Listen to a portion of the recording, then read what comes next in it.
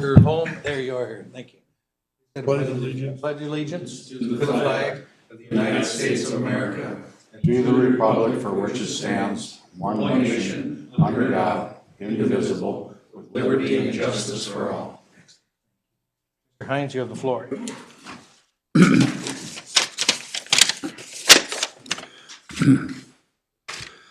Let us come before his presence with thanksgiving, for the Lord is great, God and the great King above all gods. We thank you for this city and your presence in this meeting. We ask for your blessing on the meeting and all who are present here. We ask for your peace to reign here and for understanding and clarity in all topics to be discussed here tonight. Now the Lord's Prayer. Our Father, which art in heaven, hallowed be thy name.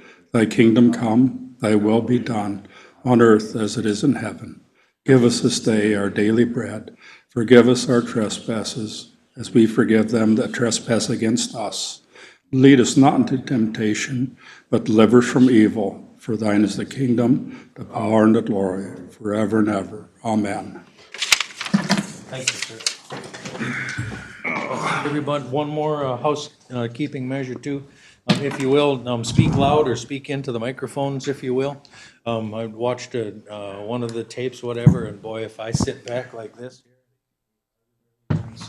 Set that up on your belly there. Check. Same. I only said it because I can do it. I think you just called me. No, I think you just called us. I think there's more than a couple of us that could do that. Exactly. Tom, you've missed almost nothing. Well, we're ready to rock, but we're rock and roll. Yep. Okay, so done the Pledge of Allegiance. Are there any additions or corrections to these? I have a couple of them. There are short ones, whatnot. Ender Engineering, they want an update on 100th and 97th or 297th Street. And since we have our engineer here and we have our attorney here, attorney really wants to discuss the easements that have already been signed and what to do with them at the moment. Letter F would be discuss construction status inquiry with Bob. And what I'm talking about here, Sam, I'm talking to you from, this is the bonding company that's asking us for a status report, whatever, on the crack ceiling project. And so since we have Bob and Sam here, I'd like to have just a discussion. And then under new business, letter H would be discuss, approve, disapprove, $4,500 possibly plus expenditure for Brunton being asked for by the infrastructure committee. Letter I is, do we want our building, if we are approving Brunton to come and look at the buildings as we'll discuss, then it will lead to I. I will not be on there if we disapprove that, but if we do approve it, then I will lead into, we want our building official to be here as well when Brunton walks through. That's all I have. Is there anything else? Walker, anything you want to add? No. Yeah, letter I or J under new business is just approve, disapprove the fire relief contract. I talked to Bob about this and sent him a copy. That the dance? Yes, the dance, yep. That's it, Mr. Mayor. Thank you. About the dance, you mean? Yeah, to approve or disapprove. Remember, we had the Rock Gods last year? Yeah, it's not the rock A gods. different one now. So this is going to be to approve, disapprove. The contract and approving the date. August 29th.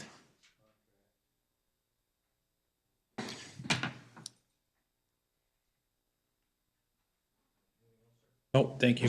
Nothing. Case. Nothing.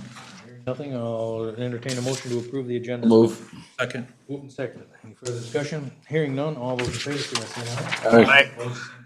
Aye. Motion carries.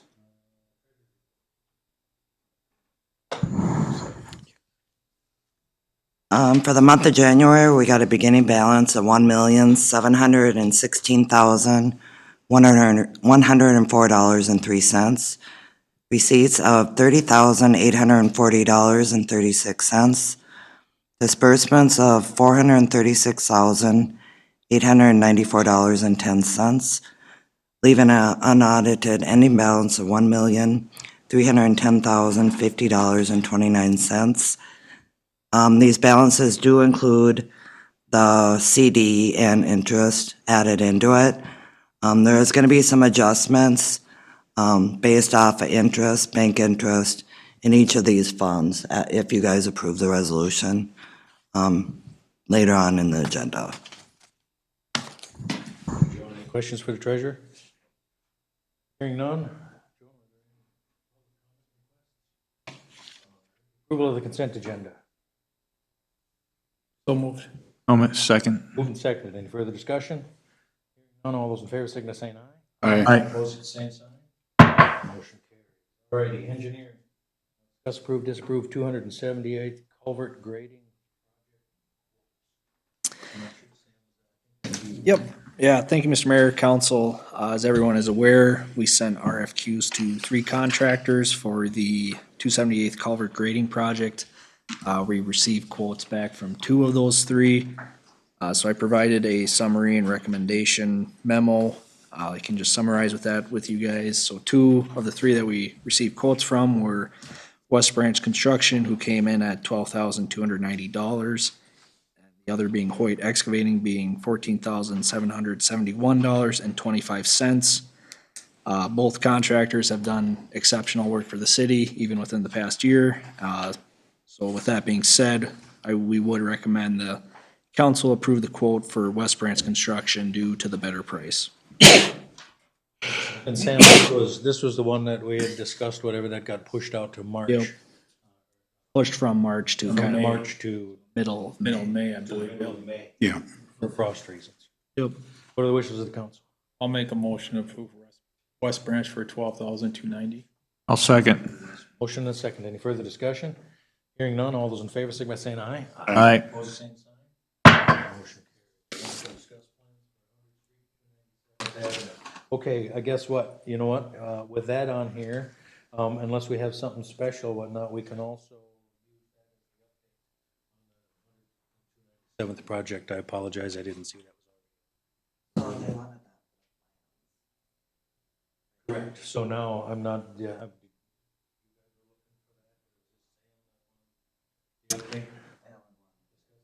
Yeah, I wanted to see where we're at on the plans and stuff. Yeah, so I can provide an update on our end. So as you're all aware, kind of the biggest hurdle on our end is getting that MnDOT signature. At the workshop, we mentioned we had submitted our plans to MnDOT early December. Still waiting for a full review on their end.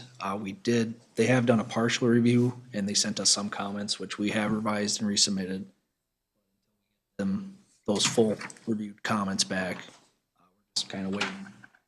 Once we receive them, we will resubmit or revise the plans for the comments and resubmit and hopefully get that signature soon. Comments so far that you've received, actually. Yeah, it was very little minor comments, I guess you could say. Sheet to be specific. So we fixed those up pretty quick and submitted. So in their email to that, they mentioned it was just they had partially gotten through the plans. Anticipate there'll be more fully get through the plan set. Yeah, I talked to you too last week about getting some of those right of ways signed and stuff. I've only got one out of that whole pile signed. The rest of them, I don't know. They're either gone or they don't answer the door, one of the two. Bob, you would also have. Yeah, and I just wanted to know, right now, we had about 43 to 45% of the easements signed. I don't want those to be out of date, so I'd like your permission to go ahead and record those now electronically so that we have those on the books for moving forward. And then as you're working, because I know, Jeff, you were working on it, Al, you were working on it, Yep. as you were able to get additional easements, we'll just keep recording those as they come in. But this way, those easements are preserved.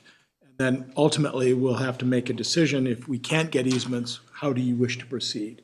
But right now, I'm still hopeful we'll get more and more of the easements coming. So is that the Normally they would all come in and you would record them all at once, or is it It- out of the norm to record them as they come in? No, it's actually, we normally, a lot of times, we have a signing party, where everybody comes in and they sign it, and that's fine.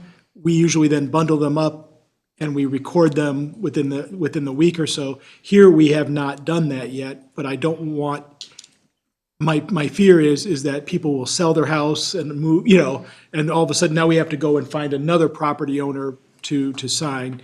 So it's not unheard of to do this, and then as they come in, it's the same cost, because you're paying by each one, so. By parcel number, so we would probably then, as they come in, we would record them. The other benefit of doing that is if there is something that the recorder's office says needs to be changed or modified in some way with the easement, while the people are still around and they're willing to sign, we can go back to them and say, hey, the recorder's office wants this legal description changed, or this changed, or that changed, and we'll work with them to accommodate it as best we can. So this would be something that would be done electronically by my secretary. Mr. Mayor, I'll make a motion to have the attorney record those easements. Second it. As we move forward with all the rest of them as well. Yes. Further discussion? Was this added to be discussed a little later? I had something to add. Shane and I discussed maybe possibly sending out another. Thought it'd maybe be a good idea, just with a lot of I think residents are under the impression it was going in 26. But with council, I believe, deciding in our workshop, we were gonna push that to 27 now. Maybe just sending a letter informing people, like saying, we didn't receive the easements we were hoping to receive, so therefore push this construction date to 27. Maybe even the hopes of, even if it's one or two residents thinking, hey, this road isn't being constructed because I didn't sign a sheet of paper.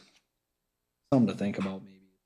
I think that'd be a good idea, because when I went out, it was during the holidays, so I suppose everybody was out of town, and who knows, Our motion's still. I just haven't, Finish it and then do something for what Sam's talking. Yep. Take that up again. Motion and a second. Record the ones we have. Further discussion on that?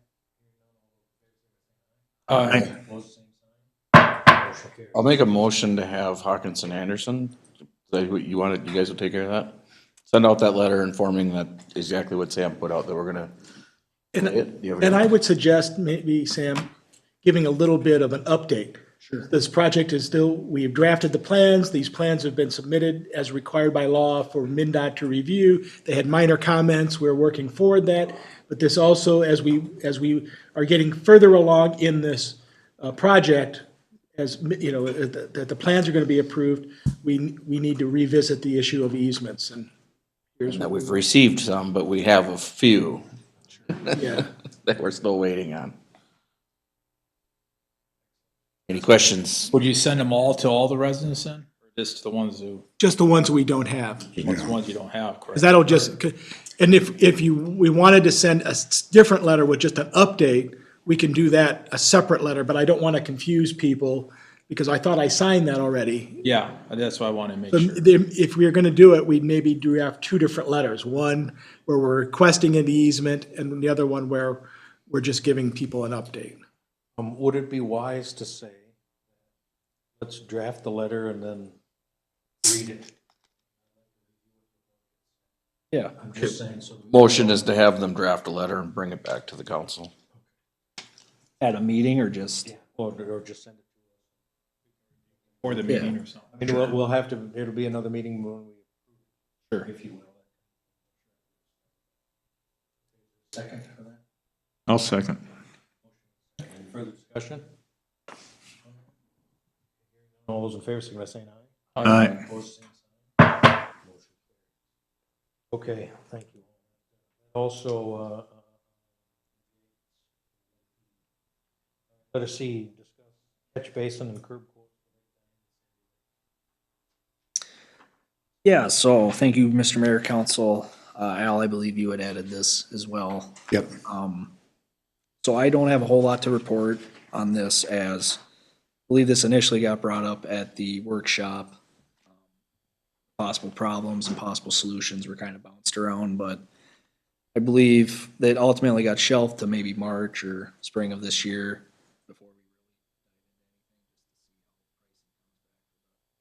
Reclaim and pave job we have set and all that. So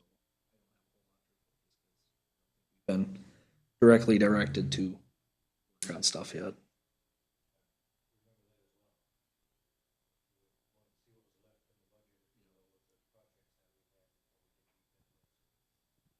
Are there specific questions about this that we wanted?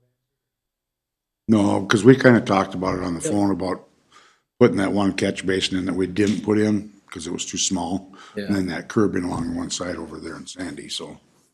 And then the same thing over on the other one too. We gotta put, I'd like to see curb on that other side too. That sand from washing all the way down across.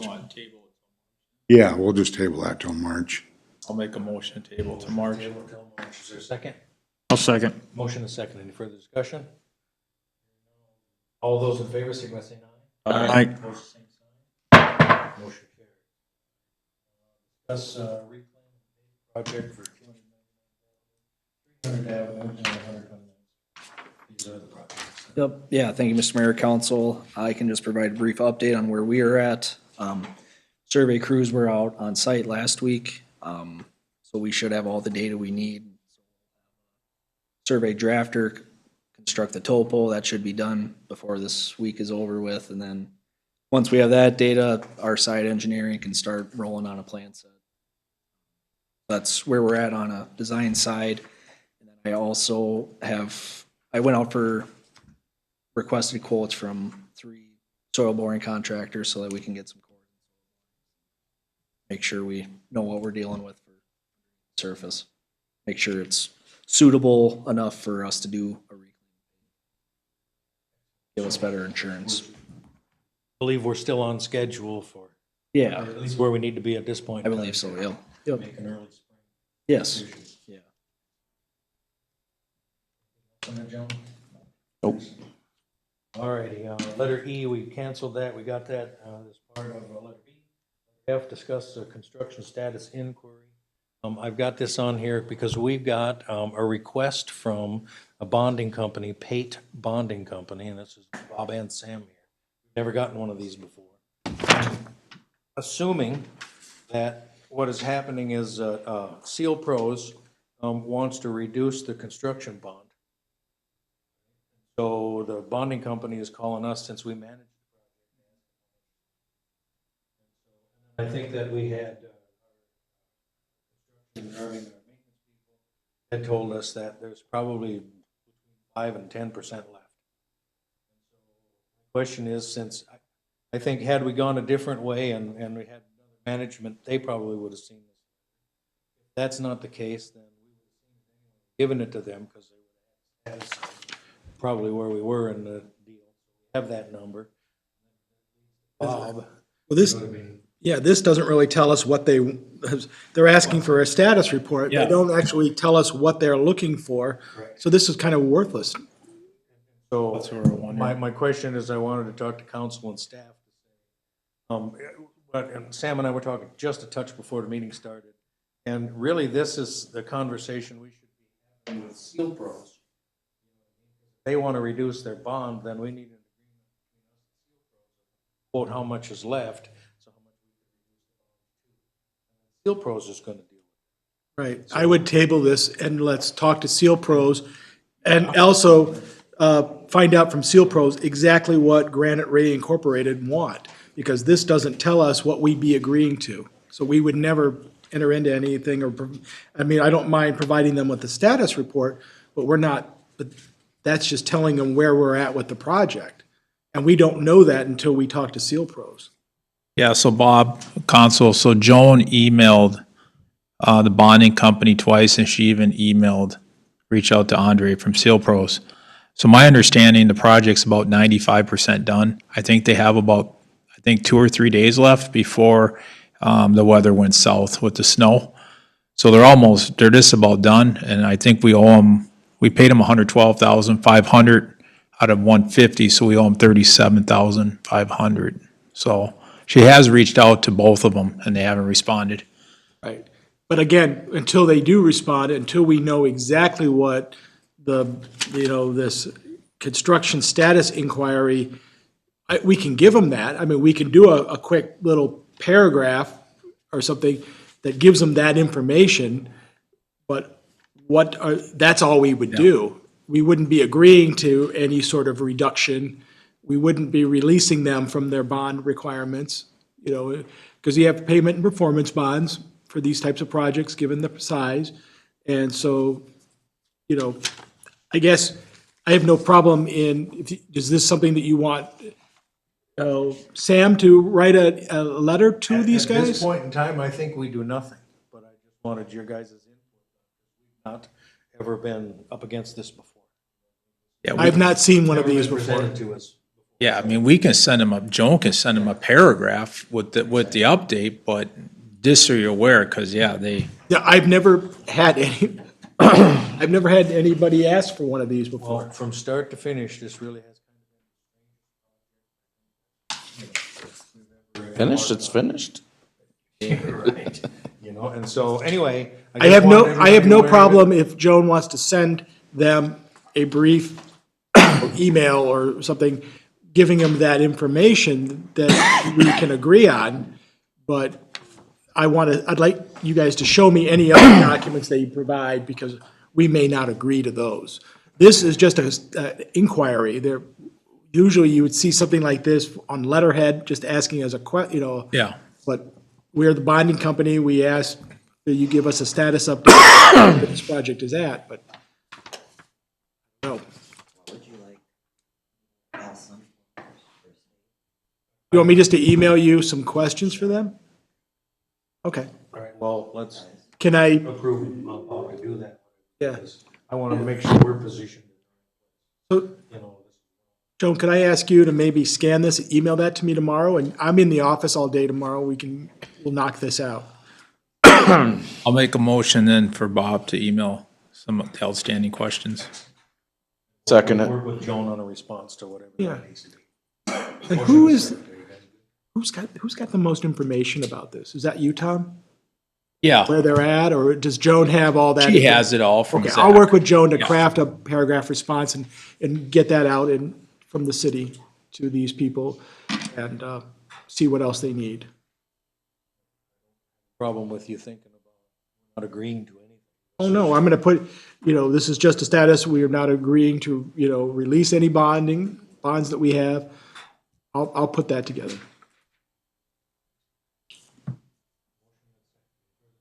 Seconded. I did. Jeff did, sorry. did. Any further discussion? Hearing none, all those in favor, signify by saying aye. Aye. Opposed, same sign.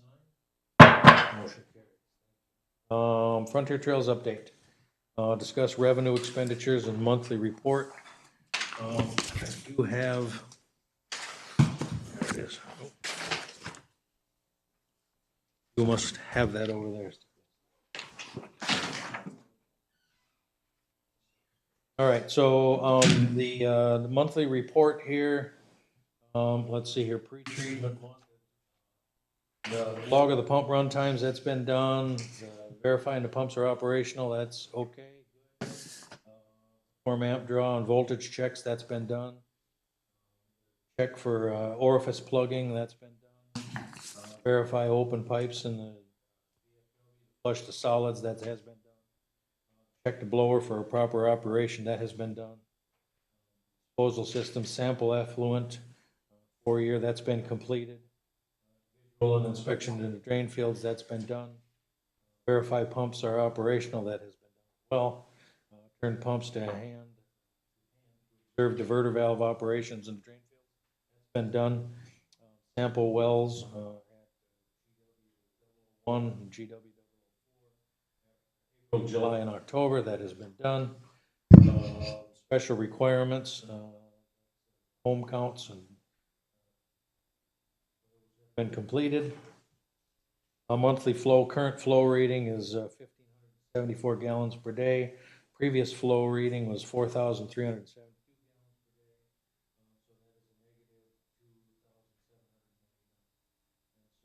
There is also a,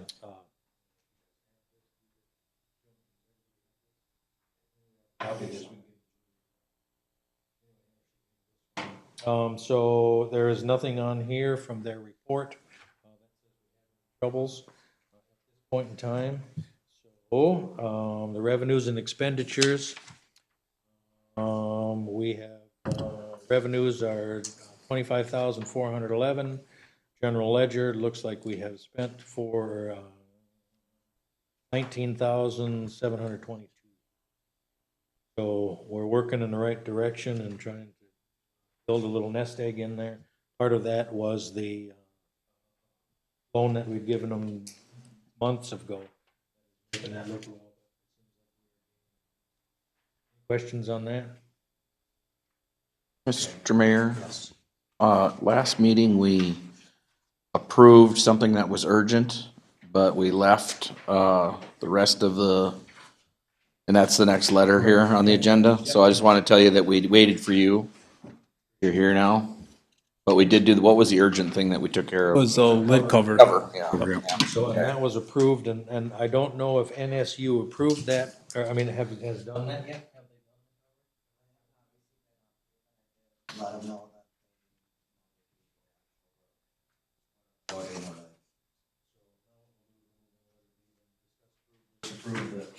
Summary of needs of finding. We have this here from them. Does Julie have a copy of this? Okay, there are several things in here and recommendations, and I guess at this point in time, talk about HVAC. I don't know if we want to do that or if we want to have NSU do that. Talk to HVAC people, because there's ventilation that needs to happen in the building. Relocation of the pumps. I don't know if you guys read everything. Probably already know this. So one thing I can tell you, there's a 6-pack of filters that need to be procured. That's about $75 for the one pump there, or the air blower, if you will. Is there was talk, even when Mike was doing it, whatnot, about putting ventilation of some sort in there, and because in the summertime it gets baking hot, over 120 degrees. We've gotten some of the controls, whatnot, have burned out, believe because of the over temperature. So what I would think about is we don't need necessarily HVAC, we don't need, but we do need to have a way to control some of the temperature. So what my thinking is we would put a vent in the bottom and a fan at the top, and a thermostat that's going to run that fan and try and keep it,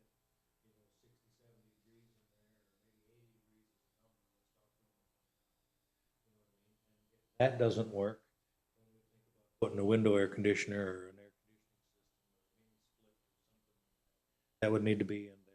That would only turn on once it gets, let's say,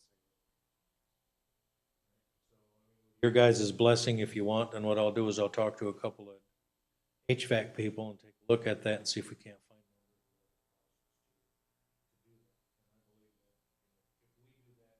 one. In the long run, we're going to save dollars. All we're trying to do is control the temperature in there.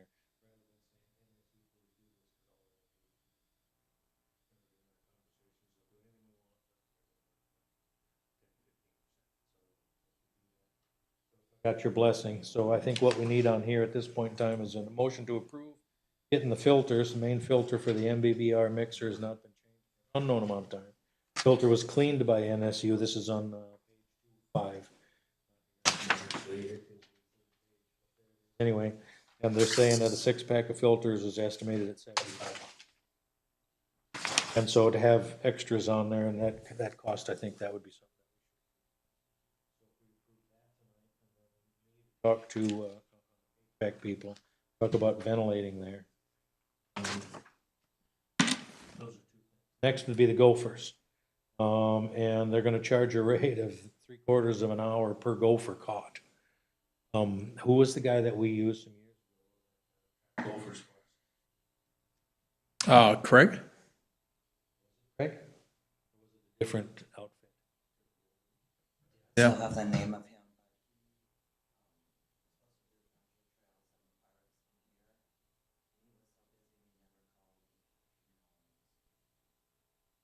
There are a couple other people in the area that do, so maybe we need to, they ain't traveling Gophers today, so we got 3 months to, We've got time, but it's best in the spring when it's rain season, cause they dig a lot, they don't dig when it's dry.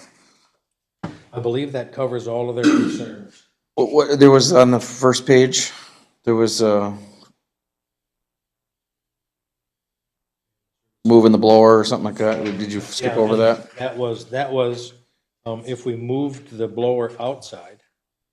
So if you look at some of these pictures here, apparently there's a block holding part of it on.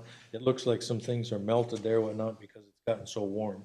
I would say you start moving air with this blower, that's gonna get warm. In your truck, excuse me, whatever, it's gonna make warm air, right? So, and now we have cold or warm air in the building, and that does that. What I'm suggesting is not necessarily move the pump, let's leave the pump where it's at. Ventilate the building and move the hot air out. It does get warm in it, cause I went over and looked at it once and boy, it gets hot in there, like a sauna. So, and literally, I think if we, what I would think about is like an exhaust fan, a barn exhaust fan, if you will. Power louver. Yep. Power louvers on. Take, it blows out the top, whatever, sucks in the bottom, whatever. Come winter time, what's probably gonna one or both of those will need to be insulated. Or there's heat in there. There's heat in the wintertime in it, cause there's a lot of heat. Well, and there would need to be otherwise. That's why I was saying rather than. You're looking for a motion for the mayor to go seek out some HVAC opinions. We'll talk to the people and see if I got the builders or the people that, see if we can come, how much is it gonna cost to put this fan in, the ventilation in, and I think we start with that. But then we'd also talk if a mini split or something like that really does fix it.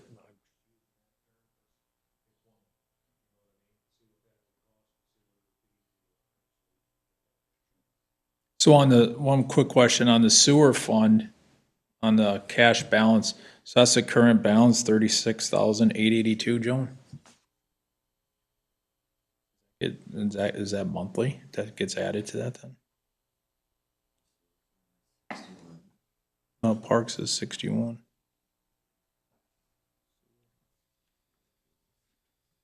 $36. So we just did the bond payment. That brings it down. Plus we did, the interfund transfer loan. That's where it's at. Okay, well, I just We had want a to, couple of big. I just want to make sure, because, you know, HVAC, I don't know how much that's gonna, Well, it could be a very simple project, or it could be 2,500, but it could be 300. Okay. I mean, if you just put a power louver in there with a simple thermostat, that's not a very expensive project. We could probably cut the whole frame at our in-house and then have an electrician come and hook the Correct. stuff up. Cost on one from Fleet Farm, kind of thing, you know, whatever the controls are, we'll have to work. One of those, there would be a powered vent, we'd also one powered vent and one louvered vent. And I think, I'll be honest with you, I think if we do that, whatever, that might be enough. Because if it keeps it cool enough in there that we're not losing. Problem solved, we don't need to go any further.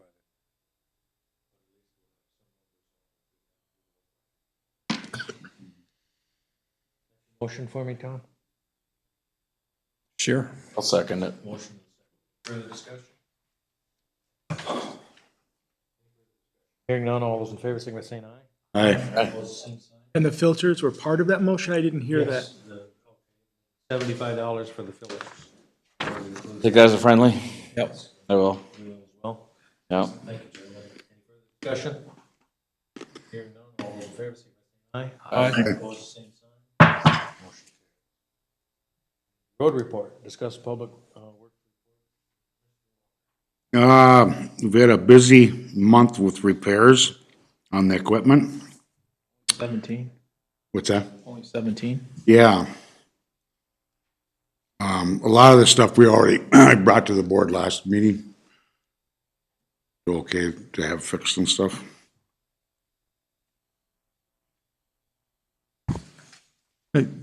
Al, are these, what number of these repairs are in-house and what are being shipped out or done outside of the, The only thing that's been shipped out is the new truck. okay. But as in-house, is it, our guys fixing anything or is it? They're is it- fixing most of that stuff themselves back here. Okay, I just We want just, we just had it okay to get the parts and stuff for them. okay, it just isn't clear there, other than the Swan Tech one, I don't really, The only thing that we had worked on, had somebody come in, I think was the loader. okay. Oh, the air conditioning, yeah, they fixed the brakes on it, but the air conditioning they did not fix because it needs new plumbing for it. The plumbing is just plain, it's rotted out. The pump was good, but the pipes going into the radiator and stuff, everything in between is just rotted out. Yeah, it's old and rotten, yeah, because I think it's 20-something or 20-something years old. I think he said it was a 2012 or whatever. So I'm just saying, so they're spending a lot of time repairing equipment back there. Yeah. That's what I'm understanding, okay. Excellent. Anything else, sir? That would be it on that. Okay, and then I put a couple of these on here pretty much for discussion. We approved, let's see here, October 28th, 2025 brush chipping. And then we sent out 70 letters. Yep. And all the postage, whatever. Letter said that in the next couple of weeks, we Yep. were gonna be out there doing that, and I don't think we ever did. Never got too busy to go out there. So, I mean, and the question is, I mean, are we still gonna do it?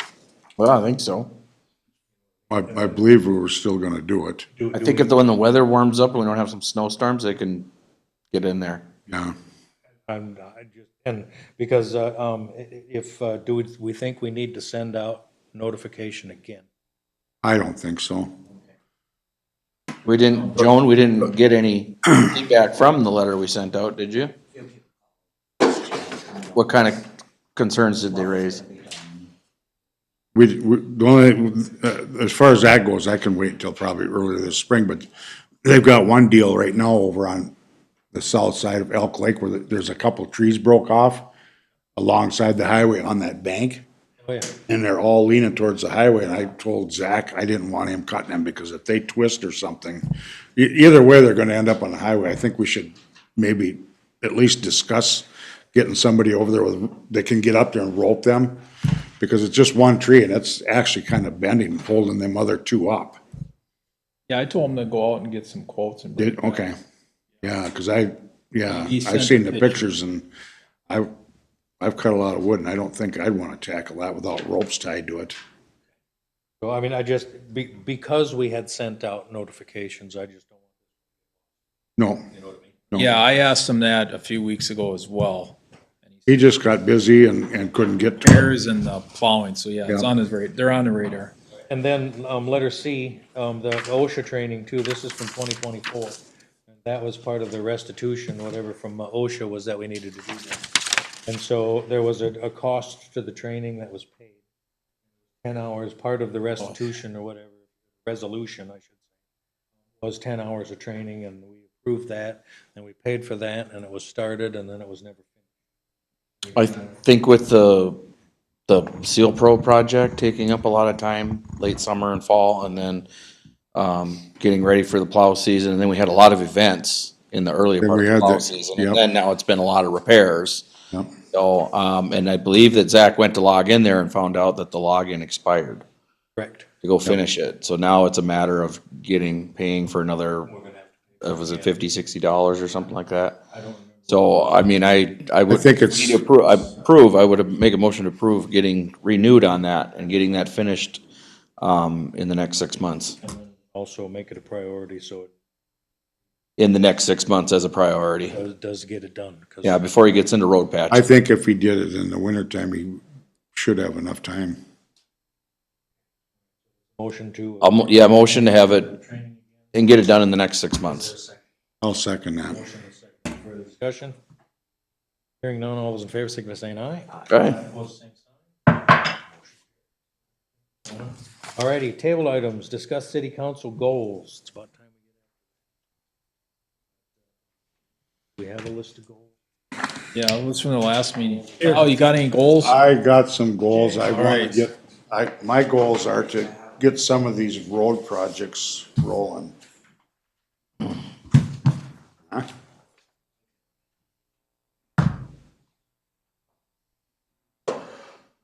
Get some of the road projects rolling You mean the ones that we're working on? that we're working on and trying to get going on them and, you know, 100th through 97th and all these other streets that are supposed to be going on and Better than none, Al. I know. What else you got? Anything? One other thing, I think I know we've talked about it before, you know, hiring more people for the maintenance and stuff. I think we should probably start, I know we tabled it until what, March or April or something. But we really need to start thinking about that because, it's just a two-man team back there. And if one of them takes a vacation, now you're down to one. And if something would happen to him, then what? So. I think it boils down to Phil's retirement. Well, that's just it. He's, yeah.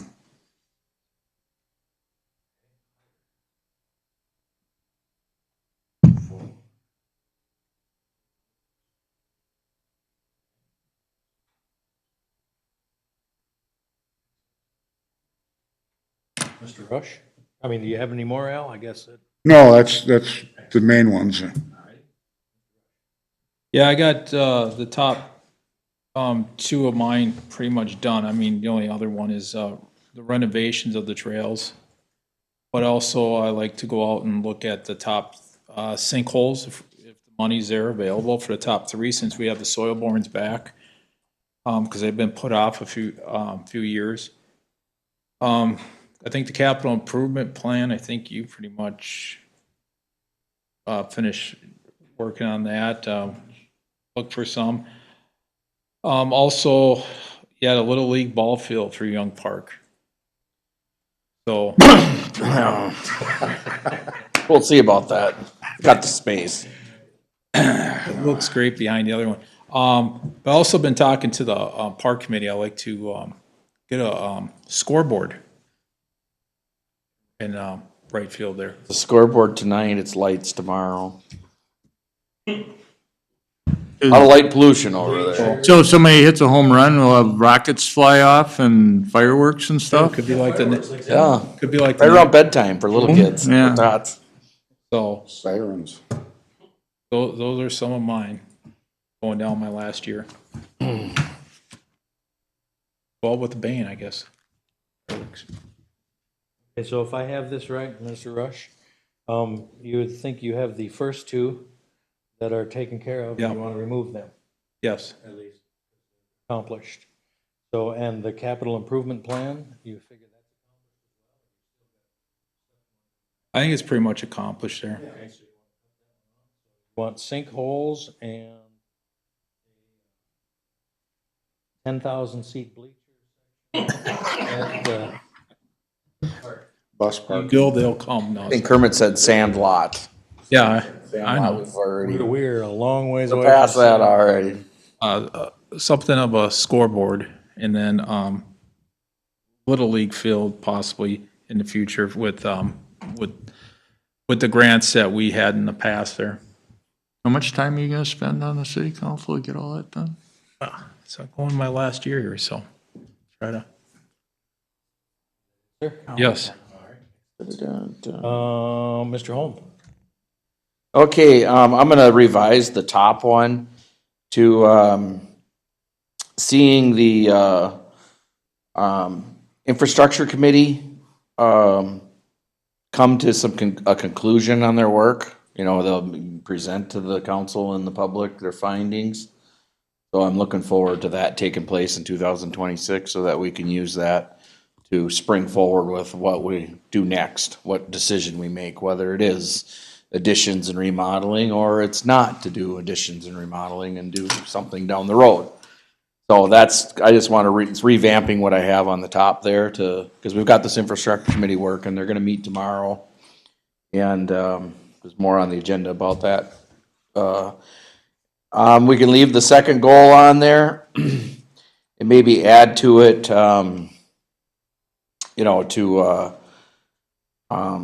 see that our comp plan completion and our commercial district being, our comp plan revising that for that commercial area on 9 and 169, because we know that one of the properties owners there brought a proposal as a test to the city, and that's what sprung the moratorium, and that moratorium's gonna come off, and Dan and the planning commission should have enough work by then to shape what that development, the proposal that was brought to us was heavily residential, which is not a good highest and best use of that area. So that's in our goal. We really need to be careful and get something, if something happens in the next year or two there, make sure it's significant and meets our long-range goals. So good luck wording that, Joan. You want to add that to this one, or do you want to start with another bullet point? You make another bullet point next to it. And then my last thing on their goal for 2026 is to look at the possibilities of additional equipment for the Public Works Department to be able to accomplish more functions for road maintenance and repair.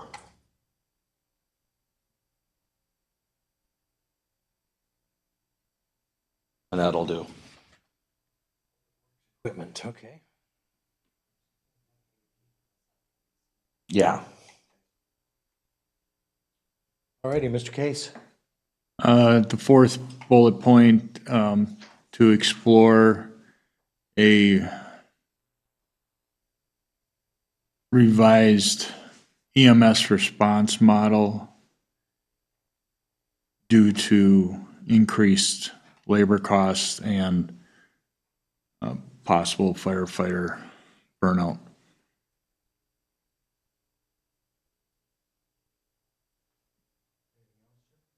Now, we're just at 26 calls already for the fire department this year, so it's just going up. Anything weather-related, like accidents, or? No, nothing, just a lot of medicals.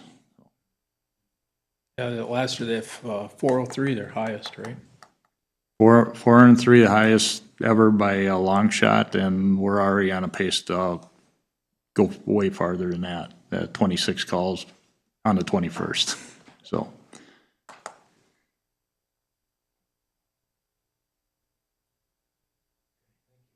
Let's see here, now that's me. So I think what I want to do is I want to add as my top bullet point, bring the feasibility study for the municipal liquor. Or I think there was discussion in April or something like that, whatever. I think it was just hypothetical based on, we don't know what the infrastructure committee is gonna come forward with, and we got a lot of things in play. Also, we were also gonna talk with, that small cities program will come around, so in February, we'll probably get the heads up that March, they'll be looking for applications. That's something that can dovetail into planning. Well, and so. So if you wanna have it as a goal, I don't care about that, but I'm just saying, I just was all hypothetical talk, so don't get your excited that we're gonna get here in April and go, let's get out that on the agenda, Jay. No, it is my goal because I do believe that it is worthwhile to know an answer to what that feasibility study would generate for the people, for any other businesses that might want to come in, depending on what our decision is. Want to do liquor stores or those kind of things, whatnot. I think it's vital, in my opinion, whatnot, that we move forward. Anyway, and and solicit community input and involvement for the Infrastructure Committee. That can be modified to something similar.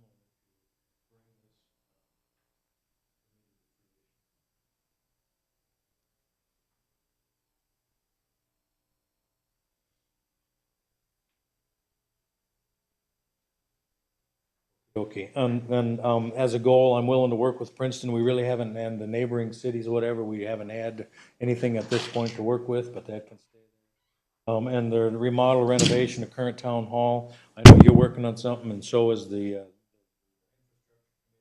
so that really kind of blends into that as well. And we have worked somewhat with 136th Street and working with the county for participation on this street. Not sure where we're gonna get at that, you know, that's kind of a long-term goal, if you will. So I wanna leave that on here as far as that is. Then, as my last goal, is to bring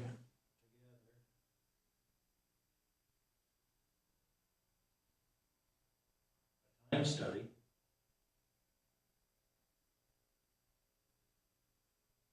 that will direct us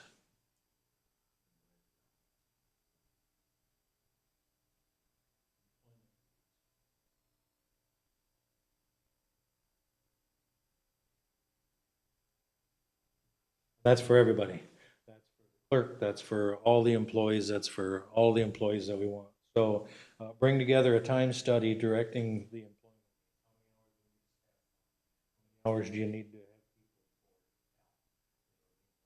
Sure. have? Whatever. If we have equipment and we're gonna have operators, whatever. If we take one of Al's guys and put him in as an operator, is that gonna be enough and qualified enough, whatever? Plus also too, we're gonna have, and what we've talked about and discussed before is hiring somebody who is gonna be quote Phil's replacement. Because get them out there and get them working with Zach and Phil in the normal realm of how things work here.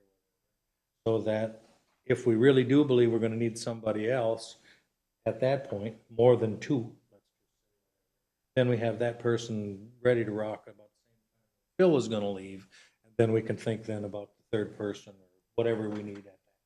If we have more and we need equipment, we need these kind of things, some of that'll be I accelerated. think the discussion of March is that replacement person to get them working alongside Phil and Zach before Phil At retires. any rate, that's my goal, is to do a time study. Real calculate, how many hours do we need to plan for? What are the things we want to do? Over crack sealing, chip sealing, and all of that internally in-house, so we never go out for that again? Now, there's equipment and there's crews and there's people. I want to have that conversation. Whatever it is we want to do. Yep. All right, so we can put all that to bed once and Sounds for great, all Jay. and move forward. Sounds great. So I will be, so Mr. Mayor, on that, I'll be working here before that March meeting, back there to see how much hours are needed. Take that Google Calendar. I already talked to Zach. I just, with my busy season over at work, I'm gonna come in and tackle that. Thought it was Outlook. Outlook calendar? Outlook, well, yeah, Everybody's got their gift cards, you saying? yes. Yep, everybody's happy. All right, is everybody happy with the goals? Yeah, you can, no, it's, you can just keep it. That's what it, yeah, the community input for involvement in infrastructure, that's what I said. We can change that to, number one, first of all, add feasibility. Municipal liquor. Then, the solicit community input, we've already done that, so Mr. Holm had said, bring the infrastructure. Find it, support them in any way we can. So, and then work with the city of Princeton, neighboring cities, I mean, is that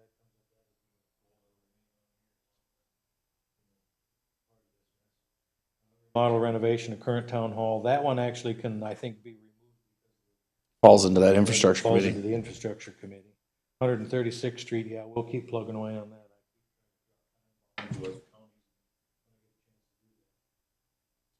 Then bring together the time study.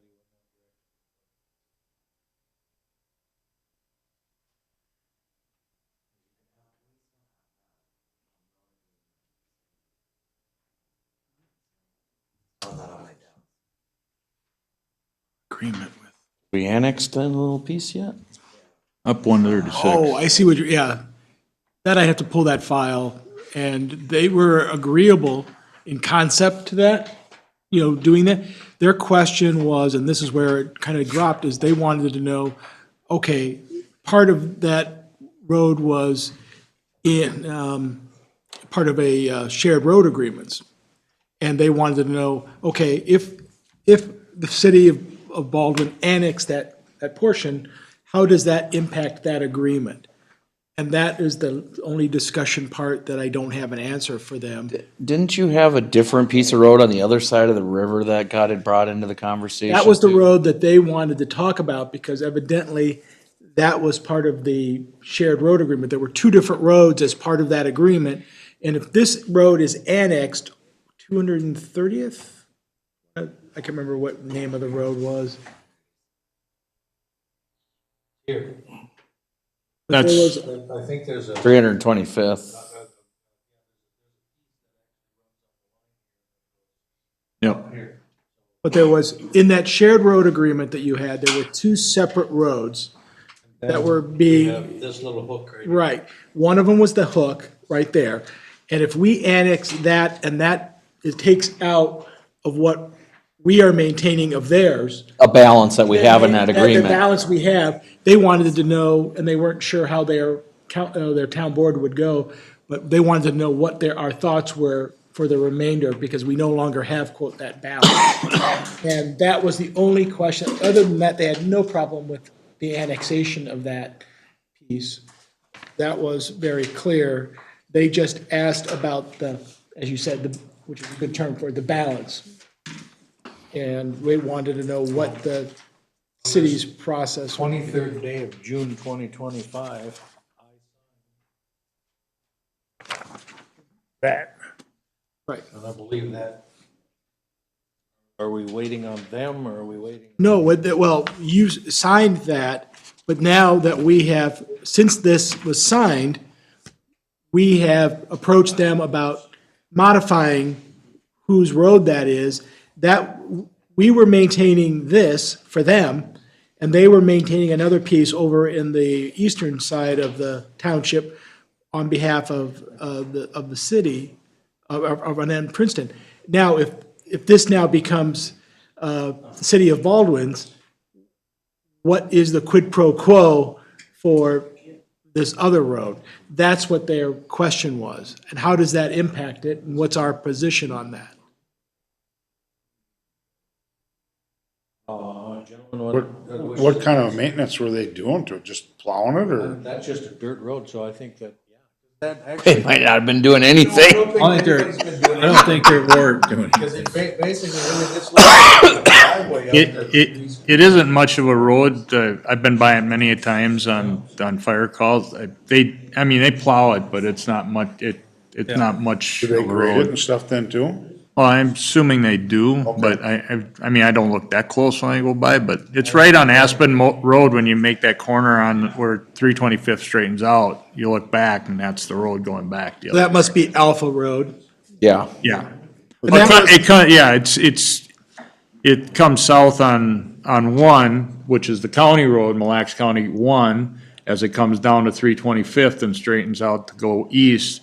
That corner then goes Up west. that little pie shape there. It's a real pie shape Oh, and it okay, goes there. okay. And then the road angles back north, which is back into Princeton Township and in its Well, half of entirety. it is ours for a stretch. Yeah, it's just this little stretch right here. Well, we've never Just that been in little there. stretch right We've there. never done anything to We've it. never done anything. I've never, yeah, so let them keep it. And the houses aren't very far down it, then there's nothing. Correct. Yeah, there's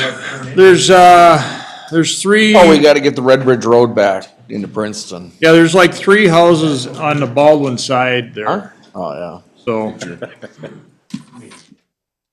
Yeah, but this agreement references, Are you That- saying that they want to do a swap? they don't know. They didn't know. And he said he needed to have further discussions with his board about that aspect of it.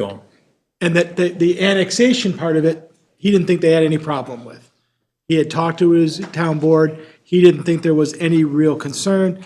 the item of concern was if we annexed that little small bit of 136th Street into the city, how does that impact this agreement from our point of view? And they also, he says, we have to discuss it from their point of view. And then I never heard anything more about it. Yeah, well, I don't think that would impact that at all. No, I mean, not there even really close. wouldn't be any change whatsoever to that. Okay. And maybe if you're, with your blessing, I'll communicate that with him and see where he wants to go. Is that a motion? Moved? I'll second it. Further discussion? Just the semantics, because we've taken care of the west, that little corner in the west, they've taken care of the east, and I think that's what they're alluding to, is they take care of the corner. And if we annex it, we're no longer taking care of anything for them. Correct. And- Right, that's the balance. And that, I think that's really where the nuts and bolts of that come down to. And we may have to. That's what I think. And I think that's what we need to Talk to him. ask them. What do you want in exchange? Yeah, and that's why I was bringing up that's what they're Because probably looking for. they were gonna talk, and that's where I left it. Okay, I said, get back to me if this is where, this is something that you are not in favor of, let me know. But he thought that his board was in favor of the annexation. He thought it made sense. And, but this was the only part, the balance, as Jeff puts it, or what do they want in exchange for maintaining a portion of Alpha Road? They still have to plow up that curve anyway, so they're driving it anyway. I don't think it should be much, let's put it that way. Other than annexing, and that will now be a part of City of Baldwin, there won't be any changes. Right, we could just go back to, here, you come, have the burden of coming here. I mean, they still don't have the burden of, at that end of 136th Street. It's like semantics, it's just in our coffer now. Right. I mean, It just makes it permanent, Yes. that it's now in it's a city road now that we need to maintain. And I'll communicate with him. I'll contact him tomorrow and start the phone tag business. We got motion second. Which is a heck of a deal because the level improvements that we're gonna make on We the haven't piece we're voted taking. though. More than they're ever gonna have to do in that road that they're on. Yeah, I jumped into discussion of the motion, so we just have to. Any further discussion? Hearing none, all those in favor, signify by saying aye. Aye. Opposed, same sign. Motion. Mr. Mayor, real quick. Do we need Sam anymore? I don't know. He likes listening to us. I saw if you, Yeah, if we don't need him, I mean, you can. For all intents and purposes, we did try and shoehorn everything. yeah, Hang around here. Yeah, I think I am. I'll take my leave. All right, thank you. Yep, have a good Thanks, week. Sam. Okay, thanks, Sam. discuss time tracking method. Well, now, gentlemen, now that I heard that the mayor has on his list of goals for 2006, time tracking for this, all staff hours and needs or whatever, I'd like to turn it over to the mayor with whatever ideas he has to accomplish this, because that's what we're trying to accomplish by this. But the reason why it keeps coming up on the agenda is that some of the employees don't want to use the Outlook method that the Public Works has been, and I said, well, let's do something else, and I asked for some input, but no, we haven't come up with anything yet. I got some input. Please. Okay, so I just think we just get everybody has Excel. We just use Excel spreadsheet, type in what you're doing, like you've been providing. Just put in Excel spreadsheet, and if it's monthly like that, put it in, all the months in this track what you're doing. Like for you, heavier in elections or audits, it's going to be a little bit more. I don't think it needs to be microscoped. I just think a general vague I think idea. the chief's little description and his hours he's been sending and that is broke down into, what do you got, about 8 different, 9, 10 functions? But depending on what it is, I got administration functions, which is checking emails, answering phone calls, just doing generalized paperwork, doing run reports, and then I've got, the set, wages, and then calls, and then meetings, and I've got broken. And I think they're very nicely the way you're doing it, but if it was just put into a spreadsheet, then you're just gonna plug in. And that's what I've been doing, but if I do it weekly, if I did it monthly, that's gonna get pretty big, just saying, so. Well, was there, I guess whatever's easier for everybody. Yeah, I mean, I just think Excel's easier and then you can just tabulate it with the formula. And then it just, you know, That's why I've said to the clerk and deputy clerk, there's probably in a given day, 3 to 4 different functions they're doing in a day. So just, I don't think we need to see every 15-minute increment. We just need to know if it's, 5 hours to this, 3 hours to that, an hour to people coming into the window, or half hour of phone calls, hour of phone calls with inquiries from public. So it's all, to me, it's repetitive, but, we're getting an abstract view of the day in the life. Well, and I agree. And admin stuff, like what the fire chief is doing, admin stuff like what the clerks are doing, it's a very tough thing to track time in.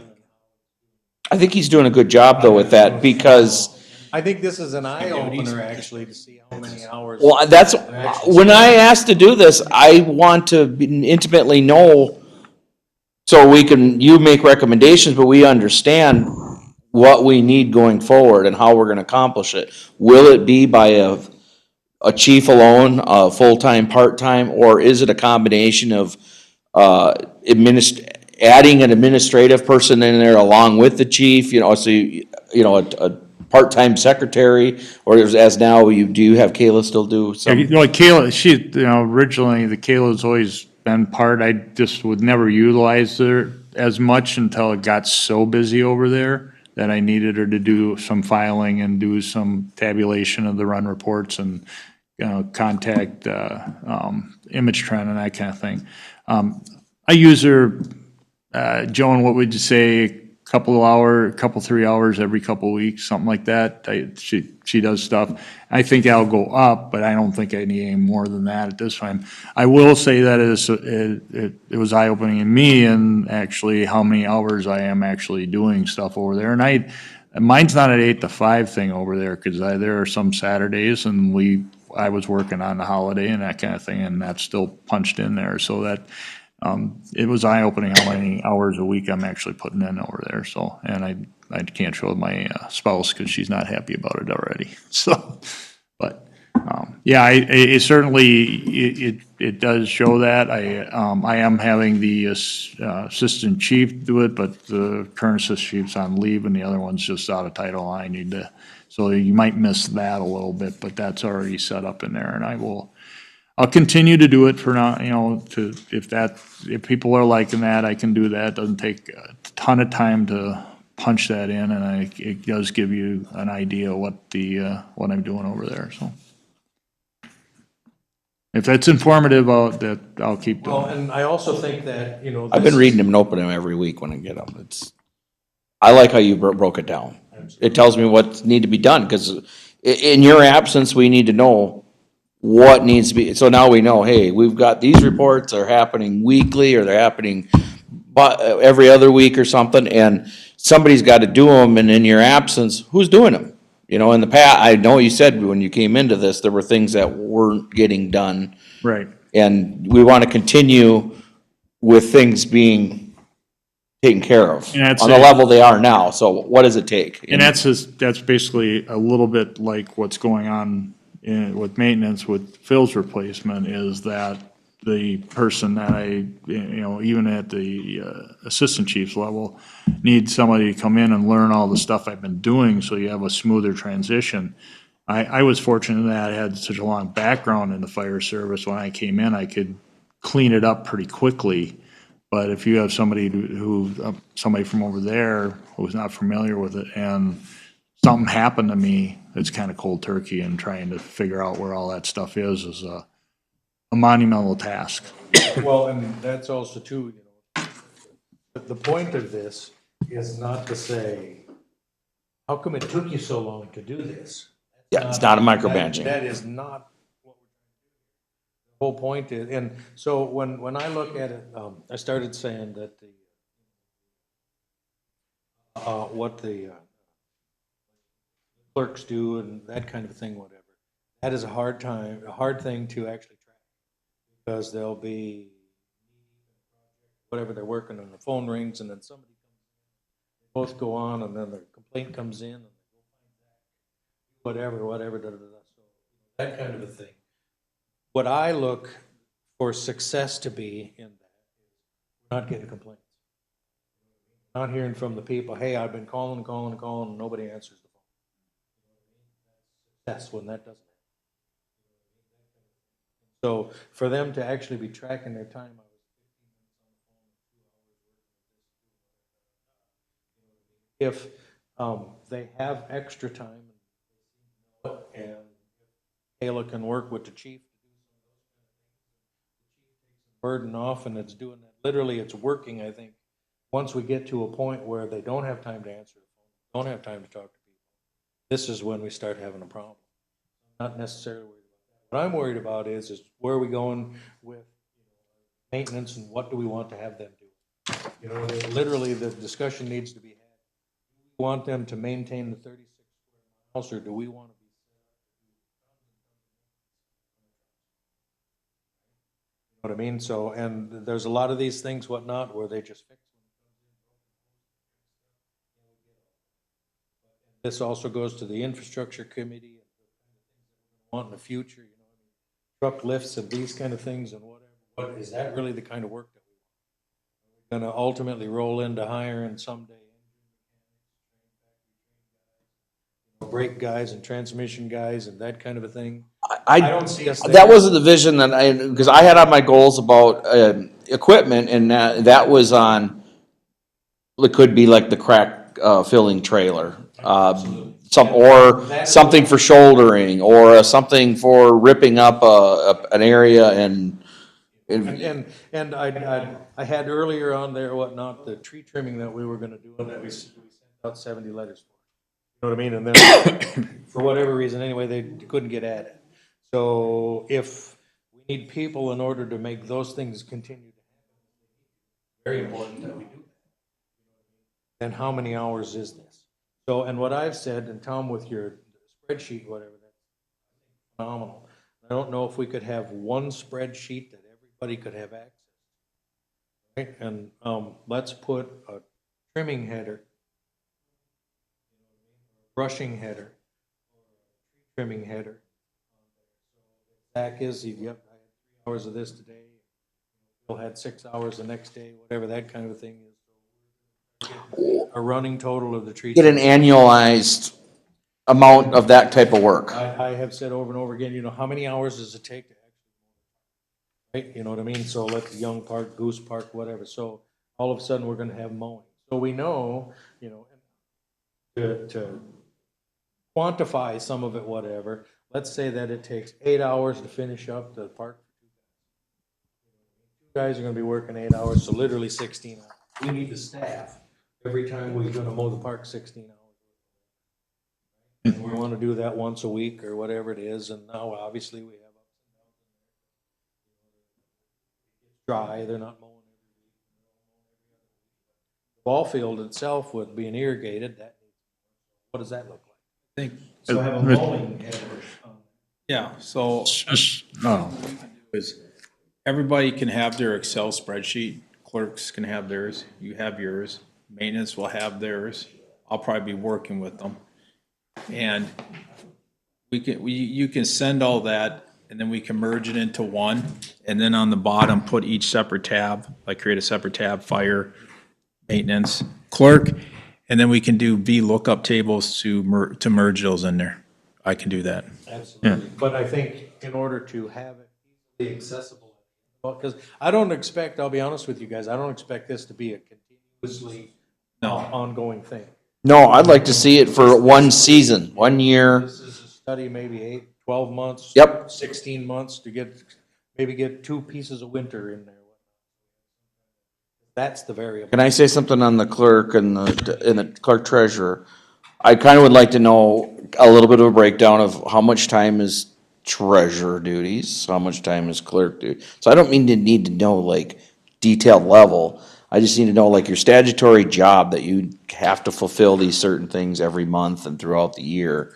Or elections coordinating, you know, everything. Because at the end of the day, like you've got a finite amount of time. And eventually you and your deputy will run out of time on, as we grow and more things are going on. And that's when we need to decide, do we bring in administrative assistant, like when we had, Cheryl? Marlene, working as a technically, is working for the town, the council, because she wasn't a clerk or deputy clerk, because she wasn't, but anyways, we hired additional help part-time. So this way, we know where we're maxing out what your capacity is. So we just need to know what the basic bare bones, what that takes for time in a given week, month, or the course of the year. And that way, you know, we can look at it and go, every time we come to a council meeting, like, hey, Joan, can you bird dog this for us? Well, we keep throwing stuff on your plate, there's a point where you just don't have the time for it. And then that's where we have some data, some evidence that would support, you know what, we probably could use somebody here for 15 more hours a week, and the fire department could use them for 5 hours, so we need a 20-hour employee. Joan, you showed me a document today of each month of things that are required to be done. I think the document like that to give to council for the whole year of what things need to be done with the approximate number of hours, at least as a preliminary, not counting it just gives us a heads up at how much time is gonna be taken. A full-time employee is 2,080 hours a week, so we can quantify, or 2,080 hours in a year.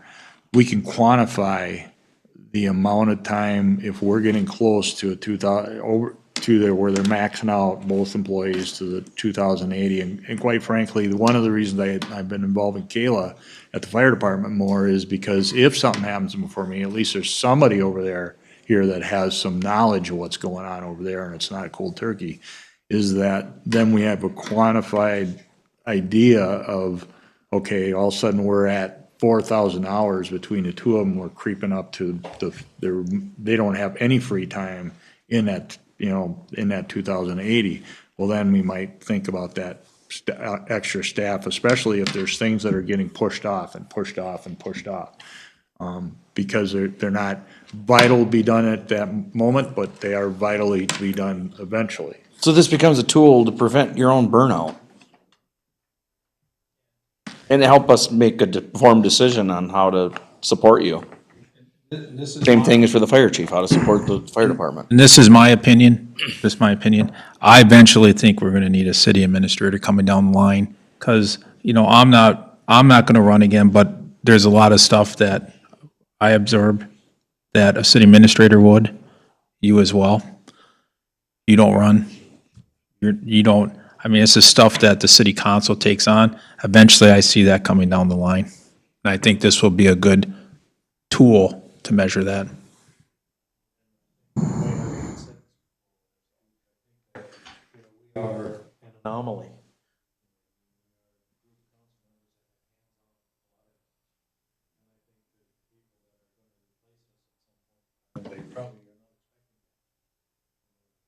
What person could we bring in? Put the pitchforks aside and everything that we went through. Now they suddenly caught the car, they're the dog that caught the car and they won. You know what I mean? How do we put them in Al's place and say, I don't disagree with you. Part of why I thought hybrid position would work as well, because it's part maintenance and fire hall, whatever. Somebody, employee, whatever, ultimately take on.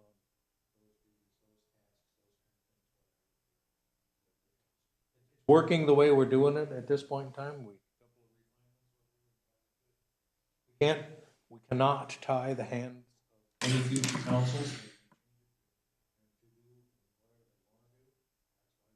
Mr. Mayor, Mr. Rush, I think it's something that we need to take a look at and know where we're going with the city administrator, if that's what you're looking at. I mean, I just don't want this council to all say, well, guess what, we need a city administrator, and we haven't looked at what the costs and what the duties and what we're actually looking at them. We're looking at the needs in this discussion I here. don't think any of us out an RFP. Okay.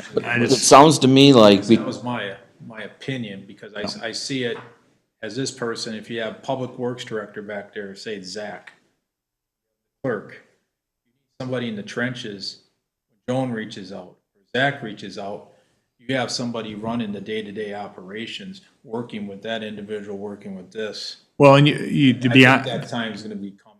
That's, to be honest, you need somebody the fire chief answers to too, Yeah. you know, instead of trying to get a hold of yes. that Public Works, the fire department, and city staff has that person there that then handles that stuff and then would report to the city council. Mr. Mayor, I think we've talked about this in the past, and we've even suggested that if we did have an administrator, to have somebody with a heavy finance background to help with the budgeting side and having the vision of the big picture.